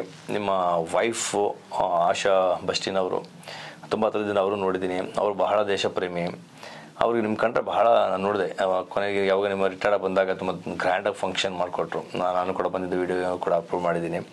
ಸೊ ಈಗ ನಿಮ್ಮ ವೈಫ್ ಬಗ್ಗೆ ಏನಾದರೂ ಹೇಳ್ಬೇಕು ಅಂದರೆ ಸರ್? ವೈಫ್ ಬಗ್ಗೆ ಹೇಳಬೇಕು ಅಂದರೆ ಅವರು ನನಗೆ ಬ್ಯಾಕಪ್ ಆಗಿ ನಿಂತರು. ಕೆಲವೊಬ್ಬರು ಮದುವೆಗೆ ಮುಂಚೆ ಇಲ್ಲ ಮದುವೆ ಆದಮೇಲೆ ಬೇಡ ಬಂದ್ಬಿಡಿ ಅಂತ ಹೇಳಿದ್ರು. ನಾನು ಮದುವೆ ಆದಾಗ ನಾಯಕ್, ಅವಾಗ ನನಗೆ 14 ವರ್ಷ ಸರ್ವಿಸು. ನನ್ನ ನೆಕ್ಸ್ಟ್ ಪ್ರಮೋಷನ್ ಅವಲ್ದಾರ್ ಆಯಿತು, ನಾಯಕ್ ಸುಬ್ದಾರ್ ಅದೇ. ಕೆಲವರು ಮದುವೆ ಆದ್ಮೇಲೆ ಪ್ರೆಷರ್ ಮಾಡ್ಬಿಡ್ತಾರೆ, ಒಂದು ಕರ್ಕೊಂಡು ಹೋಗು ಇಲ್ಲ ಬಿಟ್ಟು ಬಾ ಅಂತ. ಆ ರೀತಿ ಅವರು ಏನೋ ಪ್ರೆಷರು ಮಾಡಲಿಲ್ಲ. ಅವರು ಇಲ್ಲಿ ಇದ್ಕೊಂಡು ನನ್ನ ಸಂಸಾರ, ನಮ್ಮ ತಾಯಿ ಒಬ್ರು ಕಾಯಿಲೆ ಇದ್ರು, ಆಗ ನಮ್ಮ ತಾಯಿ ನೋಡ್ಕೊಂಡ್ರು. ಈಗ 2 ಮಕ್ಕಳಾಯ್ತು, ಮಕ್ಕಳನ್ನ ನೋಡ್ಕೊಂಡಿದ್ದಾರೆ. ಅವರು ಒಂದು ರೀತಿ ನಮಗೆ ಬ್ಯಾಕಪ್ ಕೊಟ್ಟರು ನನಗೆ. ಅಲ್ಲಿ ಏನು ನನಗೆ ಮನೆ ಬಗ್ಗೆ ಚಿಂತಿಸಬೇಕಾದ ಅವಶ್ಯಕತೆ ಒಂದು ರಾಷ್ಟ್ರ ಸೇವೆ ಮಾಡ್ತಾ ಇದ್ದೀರಾ, ನಿಮ್ಮ ಸೇವೆ ಅವ್ರು ಮಾಡ್ತಿದ್ದಾರೆ. ಅವರು ನಮ್ಮ ಸೇವೆ ಮಾಡಿದ್ರು, ಅದೊಂಥರ ಬ್ಯಾಕಪ್, ಅದು ಒಂಥರ ರಾಷ್ಟ್ರ ಸೇವೆನೆ. ಅದು ಅವರು ಬ್ಯಾಕಪ್ ಮಾಡಿಕೊಟ್ರು. ಅವರಂತ ಶ್ರಮಜೀವಿ, ಬಹಳ ಓದಿದ್ದಾರೆ.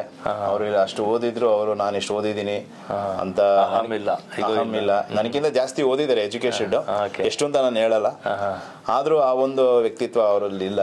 ಅವರು ನನಗೆ ಈಕ್ವಲ್ ಆಗಿ ಹೊಂದ್ಗಾಣಿಕೆ, ಮಕ್ಕಳನ್ನ ನೋಡ್ಕೊಂಡು ಮನೆ ನೋಡ್ಕೊಂಡು ಬಹಳ ಜವಾಬ್ದಾರಿಯಿಂದ ನನಗೆ ಸಹಕಾರ ಕೊಟ್ಟರು. ಆದ್ದರಿಂದ ನಾನು ಏನು ಮನೆ ಬಗ್ಗೆ ತಲೆ ಕೆಡಿಸ್ಕೊಳ್ಳದೆ ನಾನು ನಿಶ್ಚಿಂತೆಯಿಂದ ದೇಶ ಸೇವೆ. ಇಬ್ರು ಮಕ್ಕಳನ್ನ ಮುಂದೆ ಏನ್ ಮಾಡ್ಕೊಂಡಿದ್ದೀರಾ? ಮಗನ್ ಚಾಯ್ಸು, ಅವನು ಏನು ಚಾಯ್ಸ್ ಮಾಡ್ತಾನೆ ಅದನ್ನ ನಾನು ಹೇಳ್ತೀನಿ. ನಾನು ಹಿಂಗೆ ಮಾಡುವಂತ ಯಾವತ್ತೂ ಹೇಳಕ್ ಹೋಗಲ್ಲ. ಅವನು ಏನು ಇಷ್ಟಪಡ್ತಾನೆ ಅದನ್ನ ನಾನು ಪೂರೈಸೋದು ನನ್ನ ಕರ್ತವ್ಯವಾಗಿ ನಾನು ಮಾಡ್ತೀನಿ. ಮಗಳು ಸ್ವಲ್ಪ ಭಾಳ ಟ್ಯಾಲೆಂಟ್ ಆಗಿದ್ದಾಳೆ. ಅವಳನ್ನ ಈಗಲೇ ಏನೋ ಒಂದು ಪ್ಲ್ಯಾನ್ ಮಾಡಿದ್ದೀನಿ. ಆ ರೂಟಲ್ಲಿ ಅವಳು ಹೋದರೆ ನಮ್ಗೆ ಸಂತೋಷ. ನಮ್ಮ ಫ್ಯಾಮಿಲಿಲಿ ಯಾರು ಆಗಿರ್ಬೋದು, ಸಾಧಾರಣವಾಗಿ ನಮ್ಮ ಒಂದು ಯೋಚನೆಗಳಲ್ಲಿ ನಾವೇ ಮುಳುಗಿ ಹೋಗ್ತೀವಿ. ನಮ್ಮ ಮಕ್ಕಳು ಇಷ್ಟು ಹೋದ್ರೆ ಸಾಕು, ಮದುವೆ ಮಾಡಬೇಕು, ನಮ್ಮ ಮಕ್ಕಳು ಇಷ್ಟು ಹೋದ್ರೆ ಸಾಕು, 4 ಕಾಸು ಸಂಪಾದನೆ ಮಾಡೋದು ಸಾಕು. ಆ ರೀತಿ ಬೇಡ. ನಮ್ಮ ಜನ್ರೇಷನ್ಗೆ ಮುಗೀತು ನಾವು ಕಷ್ಟಪಡೋದು. ಆ ಜನ್ರೇಷನ್ಗೆ ಏನು ಮಾಡಬೇಕು ಅದನ್ನು ಈಗಲಿಂದನೇ ನಾನು ಅಡಿಪಾಯ ಆಗ್ತಾ ಹೋಗ್ತಾ ಇದ್ದೀನಿ. Okay sir. ಅದೇ ಇಂಪಾರ್ಟೆಂಟ್. ನಾವುಗಳು ನಮ್ಮ ಬಿಟ್ಟು ನಾವು ಯೋಚನೆ ಮಾಡಲ್ಲ, ಯೋಚನೆ ಮಾಡಲ್ಲ. ನಮ್ಮ ಫ್ಯಾಮಿಲಿಗಳಲ್ಲಿ ಯಾಕೆ ದೊಡ್ಡ ವ್ಯಕ್ತಿಗಳಾಗಬಾರ್ದು? ದೊಡ್ಡ ವ್ಯಕ್ತಿ ಮನೆಗಳಲ್ಲೇ ದೊಡ್ಡ ವ್ಯಕ್ತಿಗಳಾಗ್ತಾರೆ, ನಮ್ಮ ಮನೆಗಳಲ್ಲಿ ಯಾಕೆ ಆಗ್ಬಾರ್ದು? ಜನರೇಷನ್ 10 ವರ್ಷ ನಮ್ಮ ಇಡೀ ಕುಟುಂಬದಲ್ಲಿ ಸೈನಿಕನ ನಾನು ಮೊಟ್ಟ ಮೊದಲನಾಗಿ. ಈಗ ನಾನು ಶ್ರಮ ಪಟ್ಟೆ, ನಾನು ರ್ಯಾಲಿಗೆ ಹೋದೆ, ನಾನು ರಿಟರ್ನ್ ಬರದೆ, ಮೆಡಿಕಲ್ ಫಿಟ್ ಆದ ನಾನು ಮಾಡಿದೆ. ಅದೇ ರೀತಿ ನನ್ನ ಮಗ ಯಾವುದೋ ಒಂದು ನ್ಯಾಷನಲ್ ಲೆವೆಲ್, ಸ್ಟೇಟ್ ಲೆವೆಲ್ ಆ ಮಟ್ಟಿಗೆ ಬೆಳೀಲಿ, ಒಂದು ಐಡೆಂಟಿಫೈ ಪರ್ಸನ್ ಆಗಲಿ, ಐಡೆಂಟಿಫೈ ಸಿಟಿಸನ್ ಆಗಲಿ, ಒಳ್ಳೆ ನಾಗರಿಕ ಆಗಲಿ, ಆ ಒಂದು ಉದ್ದೇಶ ಇದೆ. ಎಲ್ಲ ತಂದೆ ತಾಯಿಗಳಿಗೂ ಅಷ್ಟೇ, ಮಕ್ಕಳನ್ನ ಆ ಒಂದು ಇಮ್ಯಾಜಿನಲ್ಲಿ ಬೆಳೆಸಿ, ಸಂಪಾದನೆ, ಕೆಲಸ, ಆಸ್ತಿ ಇದು ಮರ್ತು ಬಿಡಿ, ಒಂದು ಒಳ್ಳೆ ನಾಗರಿಕನಾಗಿ ಐಡೆಂಟಿಫಿಕೇಶನ್ ಆಗಬೇಕು. 4 ಜನ ಗುರುತಿಸಬೇಕು, ಇವನು ಇಂಥವ್ರ ಮಗ, ಇವನು ಇಂಥ ವ್ಯಕ್ತಿ. ಆ ರೀತಿ ಒಂದು ಫೋಕಸ್ ಮಾಡಿ ಅದಕ್ಕೆ ಅವ್ರ ಮಕ್ಕಳು, ಎಲ್ಲ ಮಕ್ಕಳು ಈಗಿನ ಜನ್ರೇಷನ್ ಎಲ್ಲ ಟ್ಯಾಲೆಂಟ್ ಇದ್ದಾರೆ. ಆ ಟ್ಯಾಲೆಂಟ್ನ ನಾವು ಪೋಷಕರಾದರೂ ಗುರುತಿಸಬೇಕು. ಆ ಟ್ಯಾಲೆಂಟ್ ಆದ ರಸ್ತೆಯಲ್ಲಿ ಒಳ್ಳೇದು ಕೆಟ್ಟದನ್ನು ಡಿಸೈಡ್ ಮಾಡಿ ಅದನ್ನು ಪ್ರೋತ್ಸಾಹ ಮಾಡಬೇಕು. ಅವ್ರಿಗೆ ಬೇಕಾದಷ್ಟು ಸಪೋರ್ಟ್ ಮಾಡಬೇಕು. ಅದು ತಾನಾಗಿ ಬೆಳೀತಾರೆ ಮಕ್ಕಳು. ಎಲ್ಲರಿಗೂ ನಮಸ್ಕಾರ, Jai Hind. Thank you sir. ನಮಸ್ತೆ ಅಭಿಷೇಕ್.